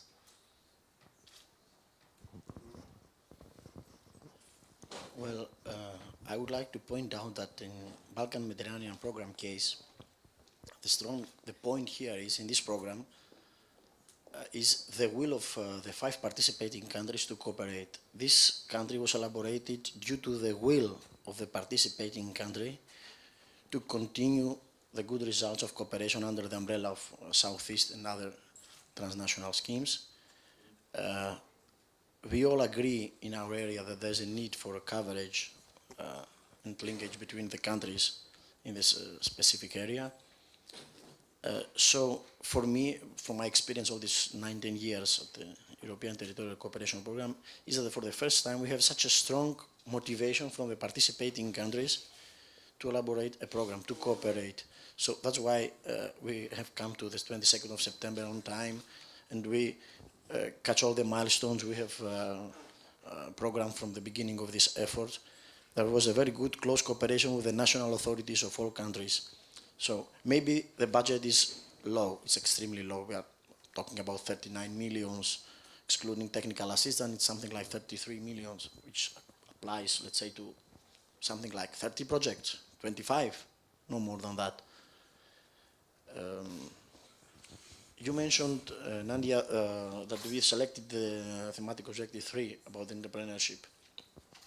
Our area suffers from the number one problem is unemployment. We suffer from economic crisis when the unemployment is something like 30% or 25%. In younger ages, almost 50%. It's difficult to discuss for anything else. We need to contribute to the reducing of unemployment. So we hope that we can use some of the limited sources of the program to this order to make a linkage between the companies and institutions in our area in order to make them more to have more international approach. And the other part, of course, is environment. We all know that environment is also a very big problem. So that's why we have selected these two, let's say, axes. We believe from what we have seen and what we have done until now that we'll have a good project. Maybe, as Ludovico said, being poor sometimes is better than being rich. I mean, you are more motivated and you have better project, you have better results. It's also in life. When you are starting from a low level, you are trying harder to get up, to get higher. So we are optimistic, and we are not optimistic just because it's our nature to be optimistic. We have seen the close cooperation of the 5 countries, and that's why we believe that we will have some good results. Thank you. Lodovico. Okay, thank you. Okay, to start from the end of Alexander is not money for money or not money for paper, but money for something.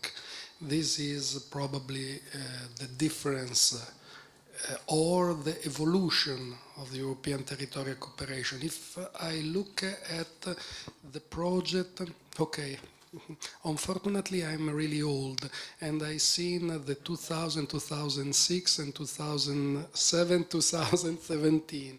And if I see at the project approved in the beginning of 2006 programming, and I look at the project at the last call of 2007, 2013, there is a real improvement in the quality, because the beginning was, okay, I have to enlarge the network, I have to start to work with other country, other administration. After there is the volunteer to produce something, and at the end there is the really important methodological difference. I start from my need and I try to put this instrument with the other instrument of the European Union. This is, I believe, the challenge for the future. And this is, I hope, the difference from the past to the future. When you ask what are the differences between the past and the future, from the beginning, the geography, because now the geography of this program is much more related to macro-regional strategies. Macro-regional strategy needs political issue, political agreement.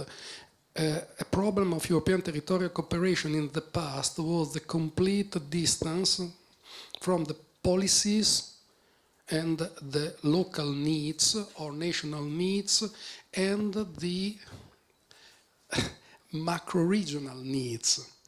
If, I hope, I'm not sure, I will have ex post consideration in the at the end of this programming period, if this political strategy will stay more close to the projects, and if the project follow strategy not only to develop in ATC but also in other instruments, this means that there is a really difference. If not, we had the same with different words.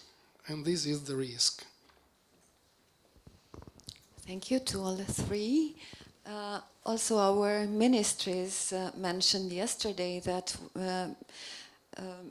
dealing with or preparing cooperation projects under larger, more strategic frameworks will enable the projects themselves and also the member and partner states to pursue objectives which are more prominent, more strategic compared with standing alone.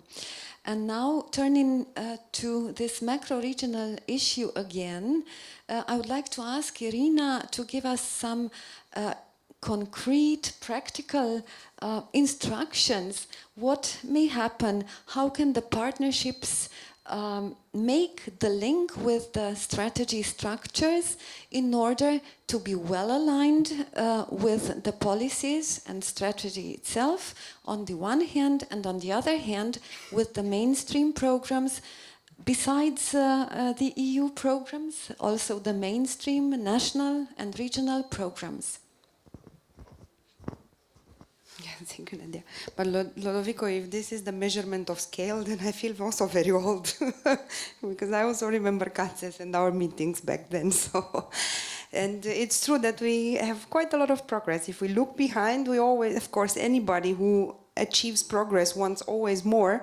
But if we have to sometimes sit and look a bit behind and see where we're coming from, and then you can really see that there has been achievement and that we are heading to much more, to bringing much more added value to European issues through territorial cooperation than at the beginning 25 years ago. To address Nadia's question, I don't want to complicate the situation, let's say, for the moment, but I will briefly try to explain how the macro-regional strategies are structured. So basically, on each pillar there are coordinators, or depending on the strategy, because I think Adriatic Union works on pillars, while the Danube works on priority areas, which are much more than you have 4, we have 12. So the number is the difference in numbers is very big, but there are coordinators of each field, let's say. And these coordinators have been chosen from two different countries in the macro-regional strategy, and they are chosen from the field of expertise. So, for example, if we talk about transport priority area or energy priority area, it's two representatives from two different countries of the ministries of transport, for example, or ministry of the one that is managing the environment, the energy issues in the country. So they are coordinating, let's say. They have a group which is called steering group, in which every country is nominating one person, which is an expert in the field. And they all together discuss about how to improve that particular policy area in the macro region. Now, there is a very wide spectrum, let's say, of types of expertise that the members of this group have. But their main nomination criteria was the expert knowledge in that field and the appartenance to a national institution or regional institution, for example, in the Danube for the two regions in Germany, or on the specific topic. Sometimes they are also project implementers, and sometimes, in the very lucky cases, they are also transnational project implementers. We have, for example, the case of Via Donau, which is a very usual beneficiary of transnational programs, and they are coordinating one priority area in the Danube. But there are also coordinators who have a very strong knowledge in a particular field, but they are not so used to working with transnational mindset, let's say, and to develop cooperation programs. That's why I said also in the beginning, and I'm saying again, it is the advantage of the project developers to come together with these groups, and this is quite easily done because each strategy has a website. We on the DigiRegio and Urban Policy website, you can find there all the links, everything, the text of the strategies, the links to the websites and all the structures of each strategy. And you can find there all the contact persons for your specific field.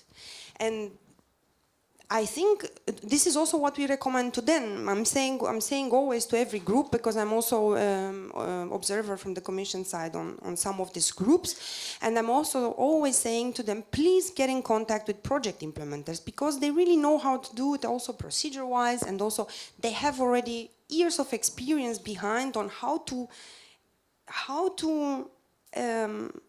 I call it common solutions finding. It's a skill that you develop much easier when you have, and it's also an intercultural mindset that you have to develop. I mean, if you have to cooperate between, I don't know, I take my own country, so there is no, so I know what I'm talking about. If you talk about the 2 minutes in Romania, which mean about 10 to 15, and you talk about the 2 German minutes, which means they are there and waiting for you for 13 minutes, because you said 2 minutes, but it's actually 15. It's a cultural mindset. I mean, you have to realize, even in this sense, that there is a difference.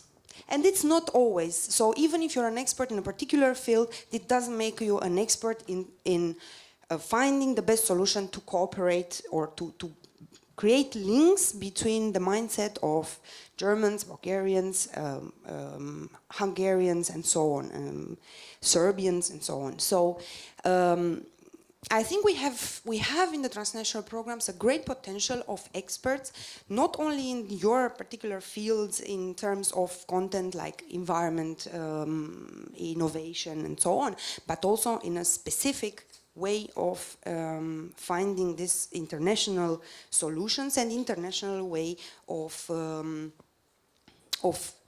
cooperating in solving some problems. So from my point of view, a very concrete recommendation is I recommend every project consortium that is developing a project for the future programs, and hearing to these 3 gentlemen, 2 of them old friends from Katz's times, and they seem to be quite serious that you have to bring strategic projects. And if you want to have strategic projects that are really well thought about and really brought up at political level, my first most concrete recommendation is get in contact with these coordinators of the priority areas in each macro-regional strategy. Tell them about your project idea, or you say, okay, we think this would be helpful to develop. We have the partners, we have the links. Would you be behind us?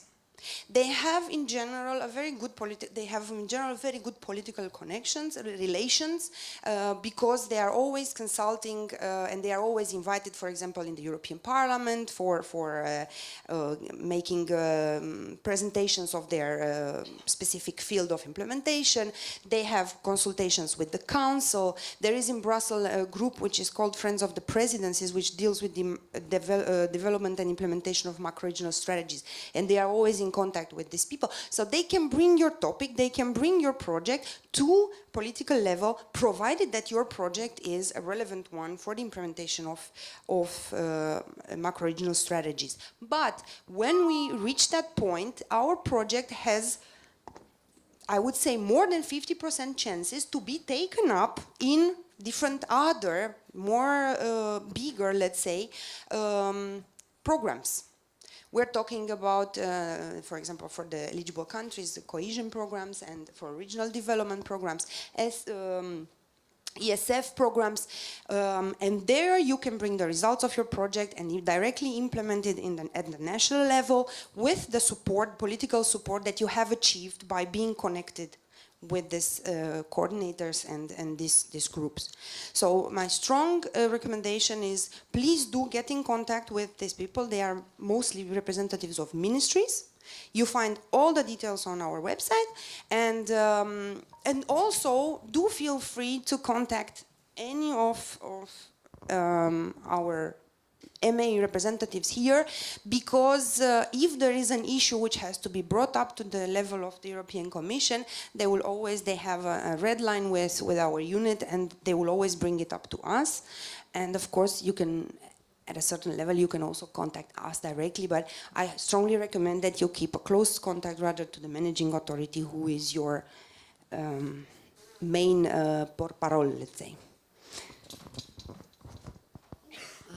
Thank you, Irina. I must say that there is a catch here, because we can do only what we can do, and what we can do is focus, concentrate, because resources are limited.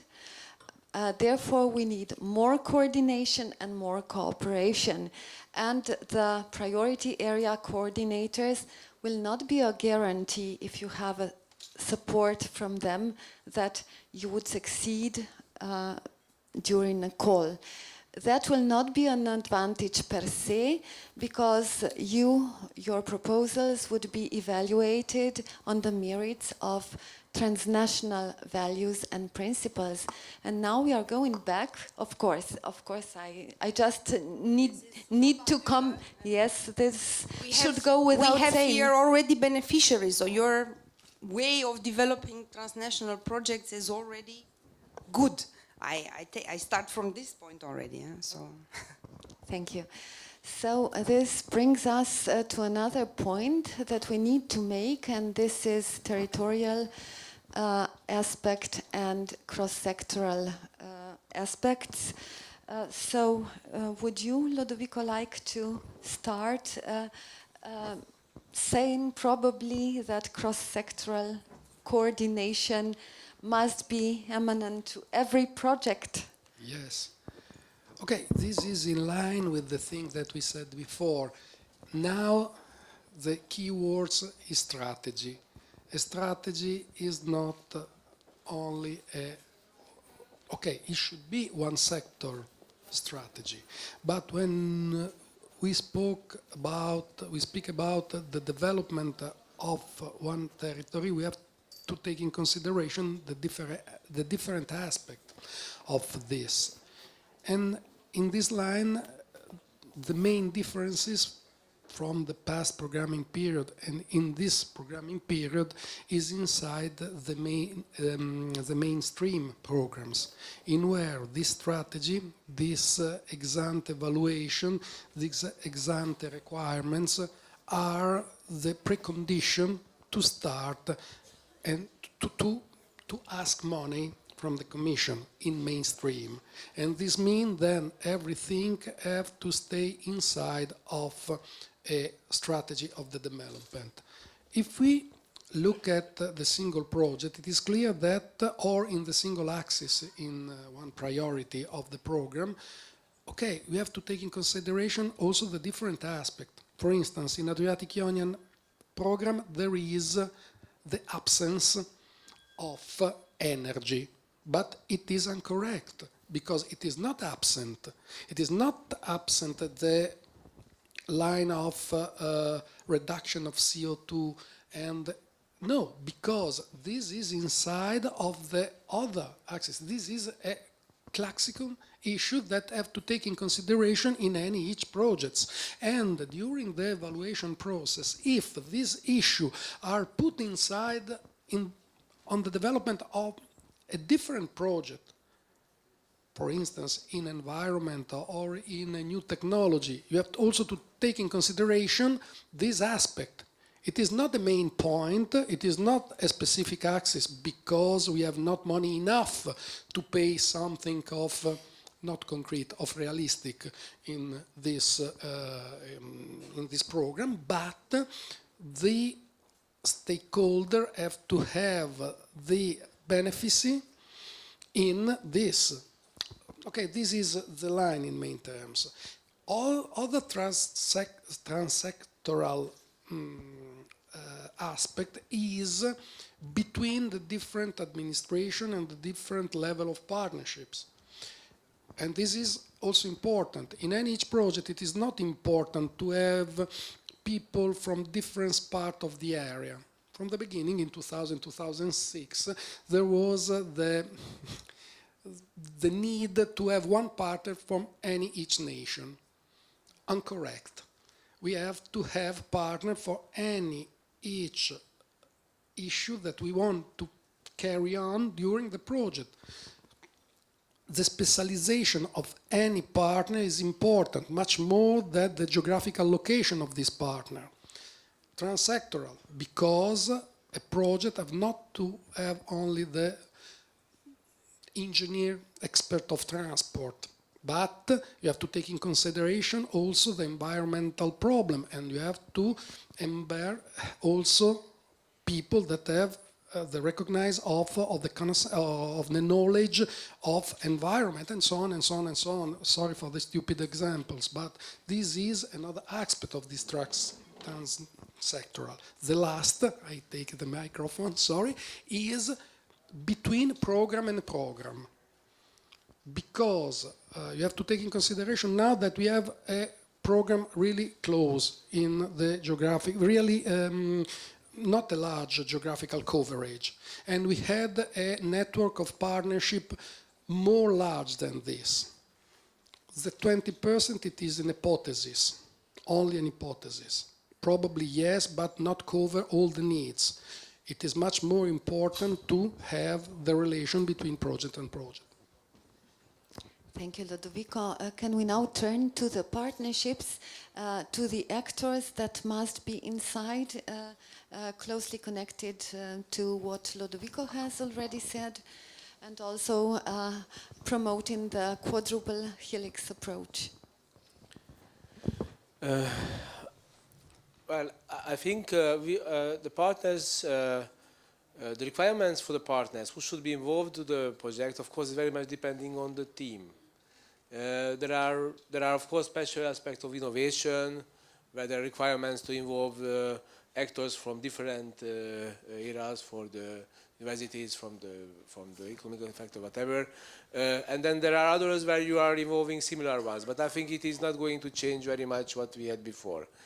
What is important, and maybe I just would like to just for a very short while go back what was I just mentioned before, that the involvement, I mean the relation with the strategy, it's important, but it's not a compulsory task. It is an opportunity somehow, especially for certain areas, because I think it's really there is a need to have a stronger coordination and consideration of other cohesion policy instrument, other programs, mainstream programs, or just activities, economic activities.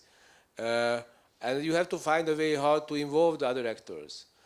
And also, in general, you have to involve the stakeholders and users of the project results.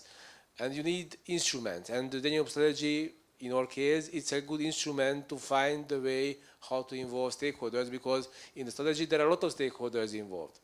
But you can have projects without direct link with the strategy, because anyway it will be assessed according to the program criteria, and there will be no additional points probably for the strategy if you just involve them. But it's a kind of opportunity for you. And on the other hand, it's opportunity for the strategy as well to have transnational projects, macro, multi-country projects, because they are missing this element. So I think it's a kind of win-win situation, but you have to take into account. But I think it's important to address the right partners, to really select even new partners, not necessarily just the same partnership as what you were before. You should improve the partnerships to find different partners, maybe in different areas. We are in a close family, and we have to extend it. This is, I think, a message what we are receiving time to time.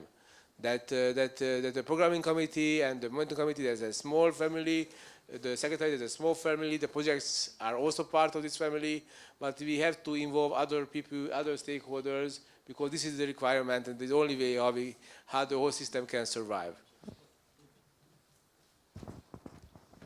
Imre, thank you. I think we have touched upon the main points. They are very basic, and I'm sure that you already have them ingrained in your minds, but still they cannot be overemphasized, because the nature of the programs is the essence. Not the topics per se, but the nature of cooperation and the benefits that we are trying to bring about and use for the benefit of our, for example, administrations and other users, as we have seen very nicely yesterday through the Mild Home project. So I would like to thank you for now, and now is the time for your reflections and questions. And before we start, I need to say that we are at a certain point in the preparation of the programs. As you can see, major decisions are already taken, but those decisions that relate to the cooperation programs. From now on, we have a lot of work to do, working on procedures, working on implementation documents. Among these are also terms of reference for the first call. So there are months and months. So you cannot expect that we already now, today, know everything. Maybe I can simply say, so that you don't need to ask again, the value of the programs for the Danube, 202 million ERDF and almost 20 million IPA. For the Balkan Med,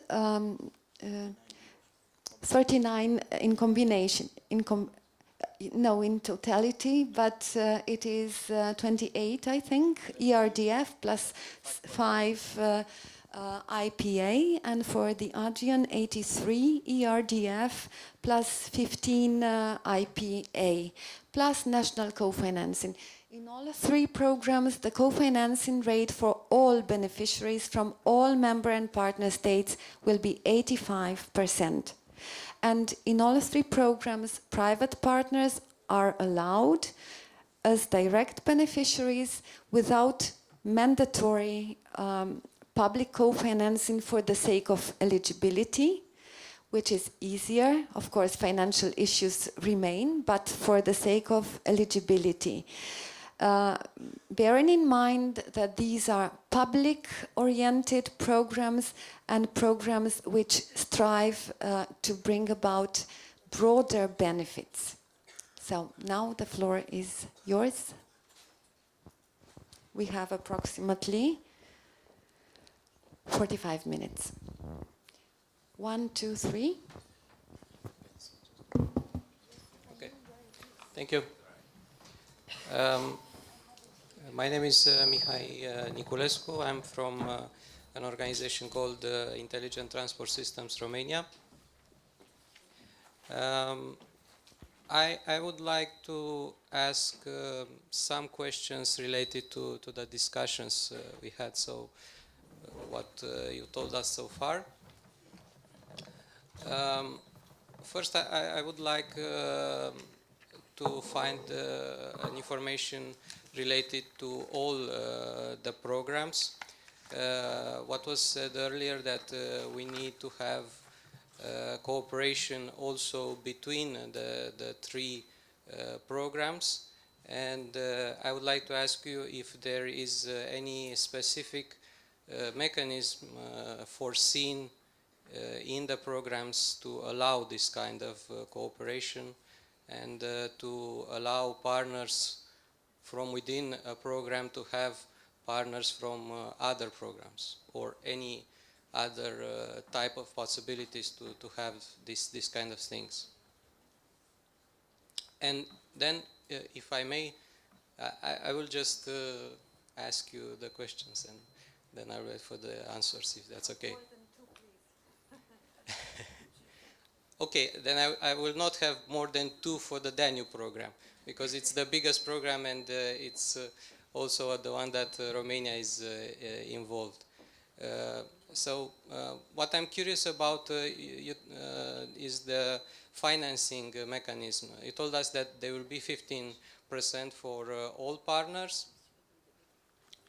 Maybe you can give us more details.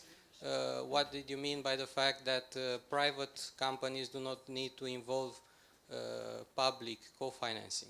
Does that mean that for organizations like ourselves, for example, which is NGO, we will still have co-financing from the local authorities or not, for example? And finally, the second question related to the Danube program. How, let's say, close it is related to the objectives of the Danube strategy. For example, we talked about priority area coordinators, we talked about the priorities of the Danube strategies. You probably know very well that for each priority area, the coordinators have compiled lists of possible projects that respond to the priorities of the strategy. So, for example, if we are to take a project from that list, do you think it would be eligible within the program? It would be easy to be financed from the Danube program? Okay, thank you. Yes, what was the answer is what already heard, it depends. So there are, in fact, there are three questions. I will go back and then I try to remember what was the question first as well. For the third question, what I already mentioned in my last intervention, that there is no requirement to be involved to the strategy governance, but it could be added value if you can find other partners or new stakeholders. So the link with the strategy, it is in some point of the system, it is very direct because the program would give a direct support for certain governance part of the strategy. For example, we will have to coordinate, help to the priority areas to coordinate their work, but it's a direct support. But then in principle, it has been already mentioned that we have a decision by the partner states that the program will run with a normal structural funds way, that we will have selection criteria, and selection criteria, we will assess the project according to the selection criteria. A decision will be made based on this.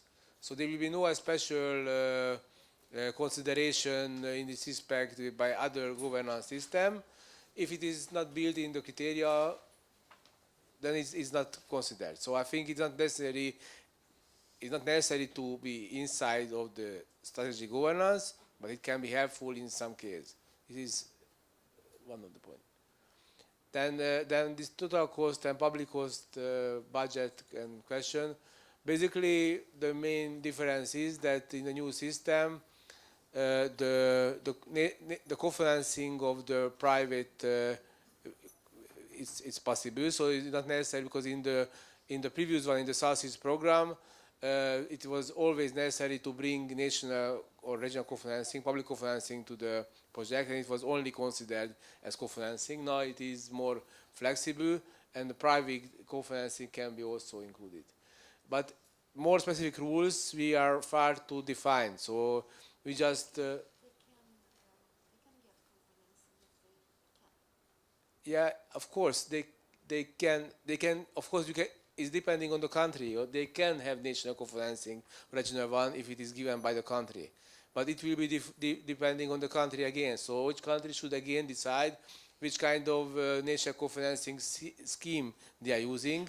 In the SASIS, we had very different schemes. In some country, like in Italy, there were 100% co-financing. It was a revolving fund. Okay, not for the private, but yeah, okay. Okay, but in each member state has a different system. And in the future, I'm expecting the same. So in some countries will be a direct support, in some others are not. So you will keep the decision at the national level? The national co-finance is depending on of the countries. So we keep it. some specific rules, what you are mentioning, for example, the in-kind contribution and these kind of things, we don't have decision yet, so we didn't discuss it. It will come later. But the general rule, it will be just the same, that each partner state will decide in its own co-financing system. In Romania, it was quite, I think it was like 13%, so I don't know what will be in the future, but you can hope that it will be similar. Yeah, but it's depending on the country, so it is. And you had this first question about this cooperation between programs and how to finance it. We didn't specify it in the operation program, the draft operation program, because basically we will discuss it later on. In principle, we said that it could be an important objective, but we didn't specify the way how it should be done. So that it's, we will give the possibility, or the possibility is given to have again the similar 20% rule as before, but it's not necessarily would be the best solution. Maybe more by cooperation between the programs can be a solution. So there is a certain possibility in the operation program. We will keep the possibility, but we don't have concrete decision by the partner states. We are saying that it can change call to call. So maybe in some call it will be open, maybe in some call it will be organized more closely with other programs, and then you can have more possibilities. This is not decided because it's not discussed, so you should wait for this. But we cannot say no now, but we cannot say yes, but probably there will be a solution for that. Only a thing to give an Italian example. For instance, the differences between the public, the national co-financing is that now Italy guaranteed the 10%, the full co-financing, 100 the total co-financing only for the public structure, not for the private. Private have to provide for its co-financing. There is another aspect that have to take in consideration in any program, and it is the big box of the state aids, because the activities related to the state aids is a really point in the participation of the private. And in this, I would like to ask to Irina something regarding the state aids rule, because it is in the reality the really tricky point in the participation of private. To have the connection between program and program, as Imre said, is the fact that now program and program have started to cooperate together in order to try to coordinate the action in order to will not lose the network existing now. The 20% rule is in the regulation, but the 20% rule is not the panacea to all the thing, is not the solution to all the problem, because in the reality the 20% has to be used to improve the IPA financing, because it is not enough. It is to increase the partnership. It is much more a phoenix than a concrete. In the concrete, it is important to connect the project and projects, and a lot of partners are involved in different programs. And this partner have the rule to try to found project that can stay inside a common strategy. In this line, all the programs have to work in order to capitalize together the better program for specific issue. Just very shortly, to brief the Slovenian applicants, Slovenia will not have automatic national co-financing for transnational programs. For information, because I had the impression that your question was more related to where can you find information about everything in one place, or all the programs in one place, also a bit.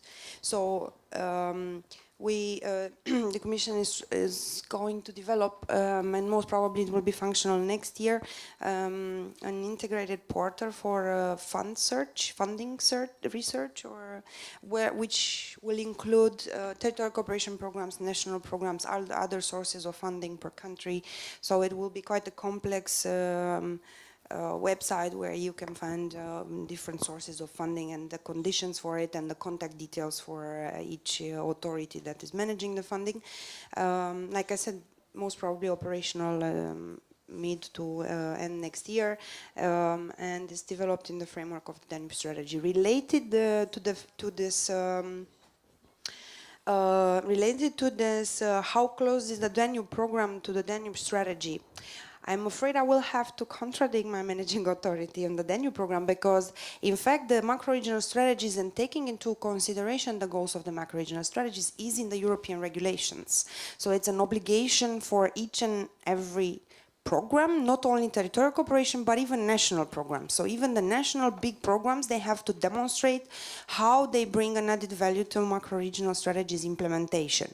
And I agree that each program is free to choose whether they ask from a project to be in line with the strategy. They can choose if they give extra points for relevance or the strategy, but at the end, the program itself or the overall, they have to demonstrate that they have contributed to the macro-regional strategy.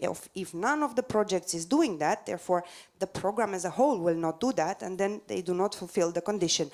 So I think that it's implicit that it is very important for the projects to be in line with the objectives of the strategy, which I have to tell you, if you haven't read any of the action plans of the strategies, they are not narrow, they are much wider than the program even. So what is important is that the project is of good quality, and in a way, from the Commission point of view, we do support coordination with the priority area coordinators and their list of important projects, because every country has an internal consultation procedure which is related also to the goals of the strategy, because this is something that every country had to prove in their strategic document, how they internally coordinate to be in line with the macro-regional strategies. And in this process, they included also cooperation programs. So when you are closer to the strategies, you are closer to a better support, and provided and only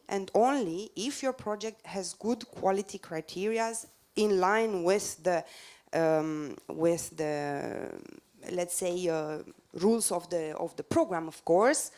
But then I would say that the link to the strategy is rather important, and I would not, from the Commission point of view, I think all the cooperation programs should understand that this cannot be watered down by saying it could be an asset, but it's not important. Irina, thank you. I think that we have covered this relation with the strategy very thoroughly now. For the sake of organization, please, when the first one raises his or her hand, no one else must, and he or she must wait for next turn. Hands were here, there, and there. So in this order, please. And then again, another one there. So for now, this one here.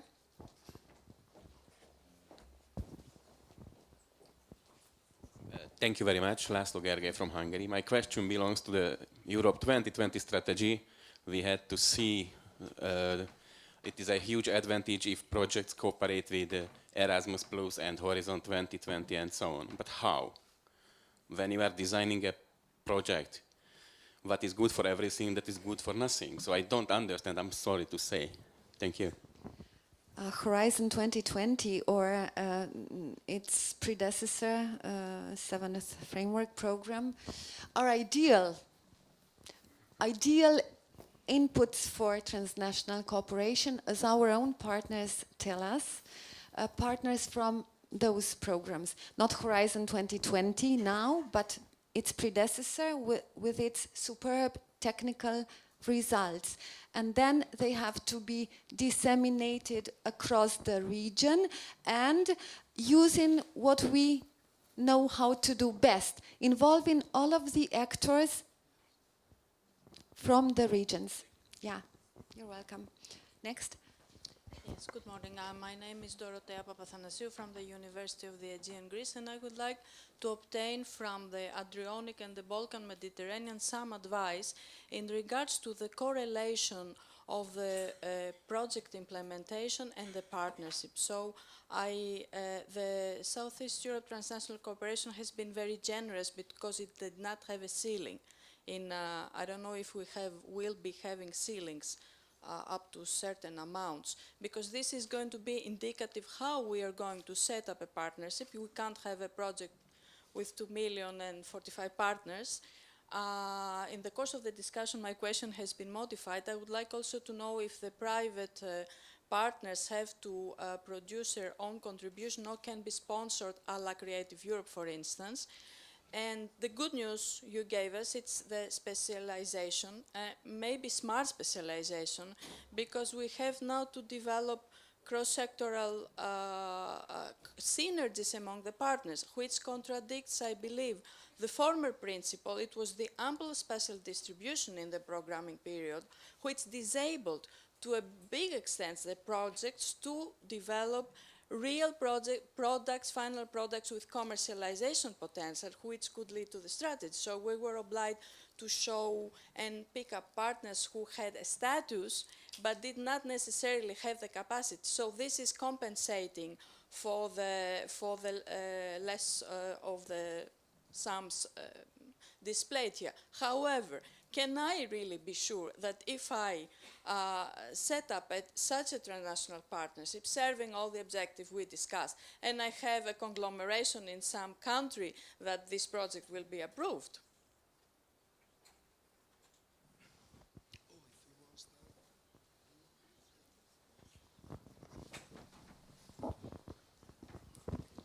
As it regards the Balkan Mediterranean program you asked, I think that it's too early to discuss about the schemes or, let's say, the proportion of the budget allocation between the actions.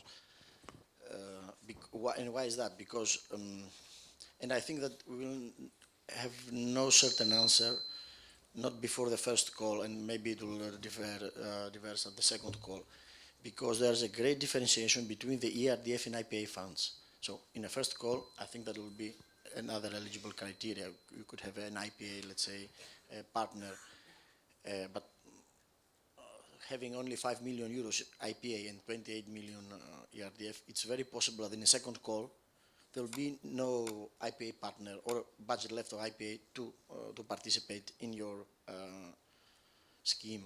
So I think that these technicalities will be discussed step by step as they will occur. I think that at least at the first monitoring committee, when we will decide on the issue of the first call, I mean the budget and all these things, we will discuss all these things. There will be no exclusions, but there's nothing certain. This question, although very relevant, has not yet been tackled because it does not belong to the cooperation program, but to the implementation documents. So we don't know yet, but we are going to discuss all of it. But still, I would like to point out, okay, we are discussing about the results orientation of the proposals and all this stuff. I think you have a point here that we have also to focus during this phase of producing the implementation document on the analysis of the procedure that we will follow during the implementation of the projects. We need more flexibility for the partners. We need better cost evaluation analysis for every action, and a little bit more flexibility between transferring money from action to action, from work package to work package. All these technical issues will be discussed within the next month. And I think your contribution, everybody's contribution, your experience as a partners all these years could be valuable. Okay, to follow this line. Okay, now we are in the first beginning of the program. Now our main issue is to arrive to the submission and approval of the program. This is sure.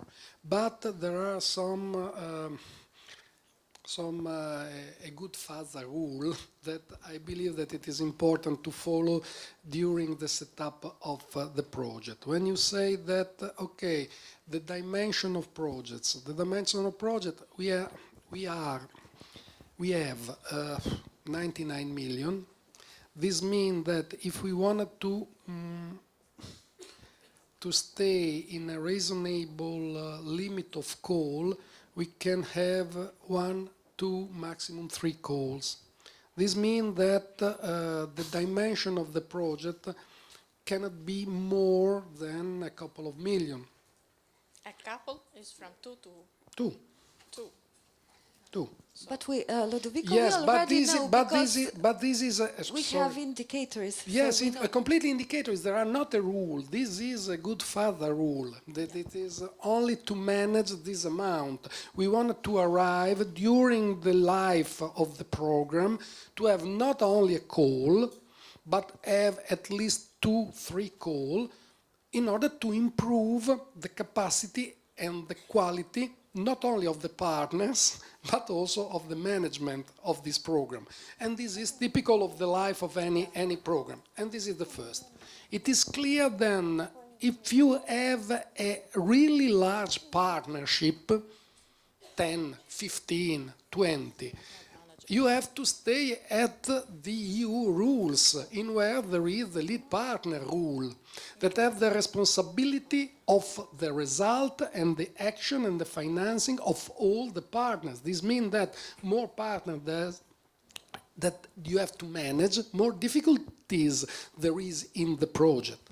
We need to have a really timetable in where you can carry on the action. This means that you have to produce a really and concrete Gantt in where you identify each action and in each responsibility. You have to select the better partners. We have the ATC rule in where at least a partner of 3 nations have to be involved. We have some economic, some financial risk or bottlenecks in our program, and I don't know why, when we have 4 partners, 4 IPA partners and 4 ERDF partners, the RDF have 80% of the total amount of the program, IPA partners have the 20%. It is not a good thing because there is an unbalanced possibility to participation of IPA and ERDF, but you have to take in consideration this. These are, sorry, a family father consideration, but you have to stay at the good sense in this, and this I believe that this is the main suggestion that then I can give you. You spoke about the possibility to sell the results. Selling the results means go directly in the state aids. And this is the state aids rule. It is not so clear. I try again to ask to Irina some consideration regarding this. But not only the private, but also the public have to stay inside the state rules. Yes, because depends of the activities, not depends of the partners. And if the activities is to produce something to sell, this means to stay directly inside the state aids rule. And this is, you have to take this patchwork of different consideration is the basis to develop the project. We are, and day by day, we are at complete availability of all the partners to try to discuss together before to present. Thank you. Just to give you an average, everything is true. The average up to now was 10 to 12 partners from 6 member and partner states, but that is the average, and everything is true. That depends on the goals, the activities, the budget coming bottom up. Yeah. Just a moment, and just for the sake of indicators, because we must already demonstrate, think, envisage a little bit.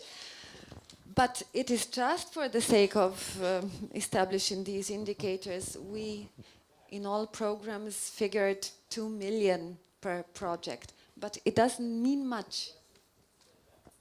I would like to tell you what happened when we discussed at the last working group task force meeting about the new program. There's an Albanian national authority asked that we will include in the program that it will be obligatory for IPA partner to participate in all projects. Okay, so we asked them, are you sure that you really want to have something like that in a program? Because that means that you will divide all the small budget of 5 million to just to participate for participation and not.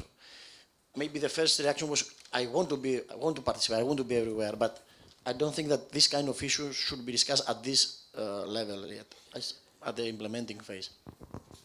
And not now. These are all considerations that we have already done, and decision is that we need to submit the cooperation program first, deal with those issues, and decisions have been mainly taken, and all of these issues remain for the next few months, half a year, next year.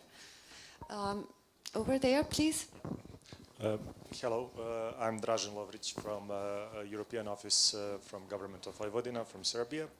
And referring to recent changes from and switching Southeast Europe program to 15 different programs, my question is, what is your recommendation? How would you promote the changes with local stakeholders and local partners to these new occasions and new programs? Thanks. We have not spoken about that.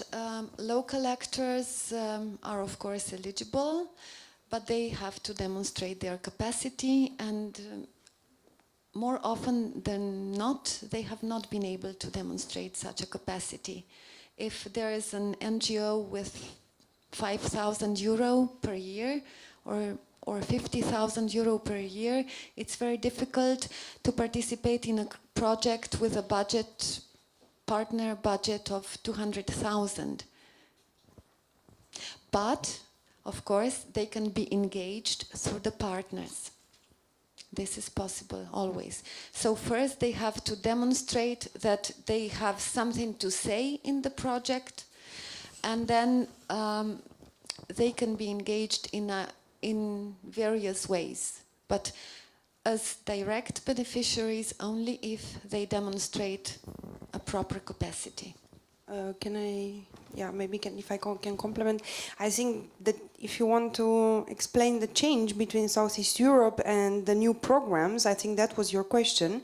I think this is because of the change of the European context, and I don't know, I don't know how.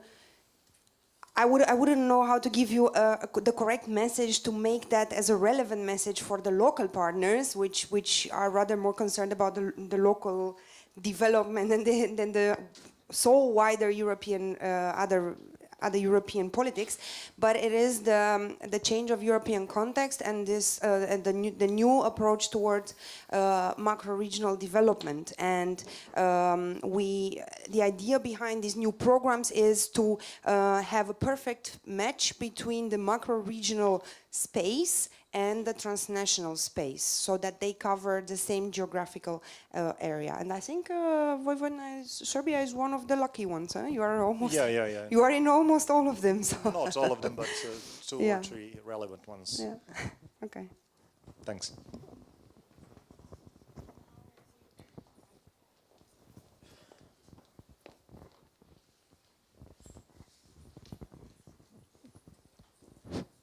Thank you very much. My name is Hans Berger, Viadona, Austrian Waterway Company.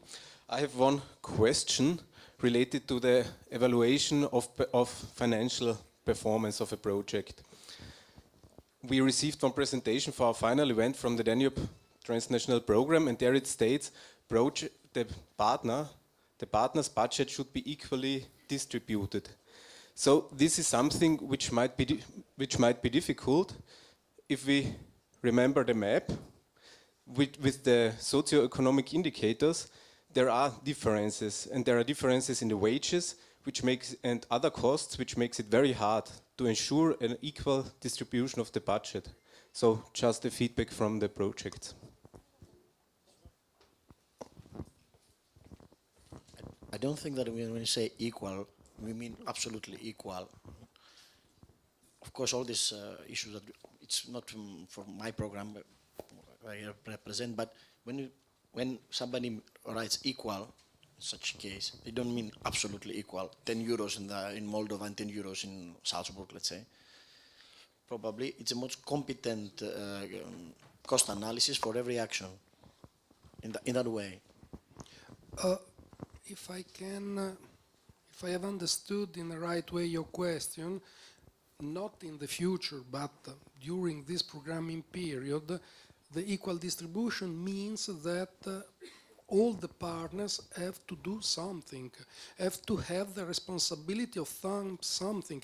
It is impossible to have a budget of 500,000 from one partner and 50,000 euro the other as observer. This is unequal. Equal means any work package have to have the responsibility of one partner. And if this work package is a price, you identify a cost of 150, okay.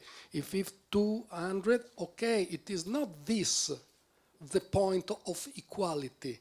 The equality is the equal involvement in the project.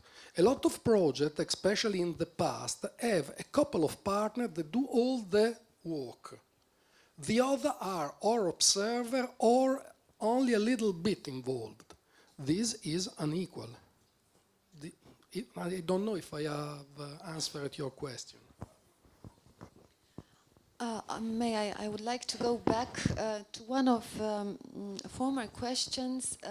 So how to promote also the programs? Can you say how and when the cooperation programs shall be published? Yours can already be published as it is submitted, and the rest will also be published, but also during the course of consultations, previous versions were published, but not the final ones. So with the submission, we can say. They will be published at the Southeast Europe website, right? But I would like to add that it's not a bad idea to establish some kind of official or permanent links between the two programs. I think at the monitoring committee level, that people from managing authority one program would participate as an observer at the monitoring committee of the others. It's not a bad idea. These are some things that we can discuss and we can decide. Some more questions? No one? All right, we are very well on track. Only Twitter. We have some questions through the Twitter. No, we don't have any questions. All right. And as we need to finish very soon, I would like to conclude that hopefully you have gained some valuable information. Not everything can be answered. There will be kick-off events that cannot be envisaged by date at the moment, but sometime well ahead of the first calls, so sometime next year. For the Danube, I think it's envisaged in the summer of next year, but not yet confirmed by the programming committee. So I would like to thank you all, and now the floor goes back to Eloy. And thank you, of course, to the panelists as well, and to your contributions.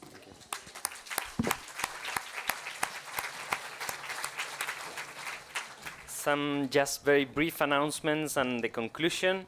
All the presentations you have seen since yesterday morning will be available next week in our website, including the videos that have been shown and the photos taken by the photographer. And some videos have been done during the field trips. They will be prepared to be also published in a couple of weeks, I guess. You will be sent an evaluation form by email in the coming days, next week probably, and please fill in this evaluation because it's also useful for us, not for the Saudis probably, but for the launch events of the 3 new programs. For the MC members, some of you are MC members, we will have a meeting here at 1:30 in this room. So for the rest of participants, I would like to ask you to leave the room quite quick because it must be set up for the monitoring committee afterwards. We would like to thank all the projects presented yesterday in the field trips, in the presentations, all the thematic polls leaders that participated in session 2, all the managing bodies of the 3 new programs being here, and thank to all of you for your participation. And but before concludes, I would like to give the floor to the managing authority to give the closing words of the conference. I hope it was interesting for all of you. And the Southeast Europe is almost over next year, but 3 new programs will bring a promising future in transnational cooperation in the area. So Monica Nemeth from the Managing Authority of the Southeast Europe program will give you the closing words. Thank you.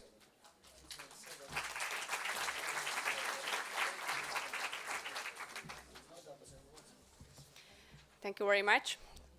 So I think our panel speakers and Nadia concluded very, very contently and very briefly all the experiences of today's discussion. So I do not want to repeat it again. I just want to conclude with saying that I think everybody got a homework. Also, the future potential project partners, beneficiaries, you could have the message that it is very important to focus and concentrate and look into the strategies, identify the challenges, look for the good partners, identify the stakeholders, the end users, and still you will face a very big competition, but I think at the end it will help us to have good results in the new programs. The programming authorities got the homework to think further after the programming exercise is finalized. They have to turn to more practical, technical issues, and I think the questions raised here gave us some impetus. What are the questions to be tackled?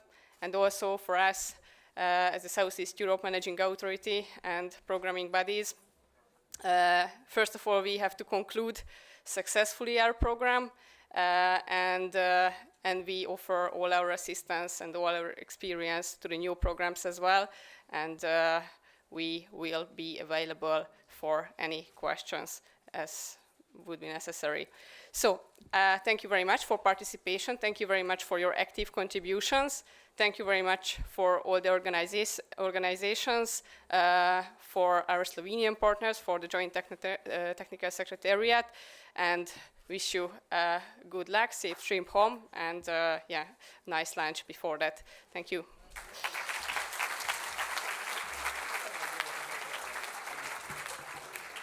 Just because it's the very, very last annual event, the information of the 3 programs will be updated in our website, but before concluding, the European Commission representatives would like to give you also closing words. I just would like to really express our deepest thanks, particularly from the Competence Center of DG Regional Policy, DG Regional Urban Policy.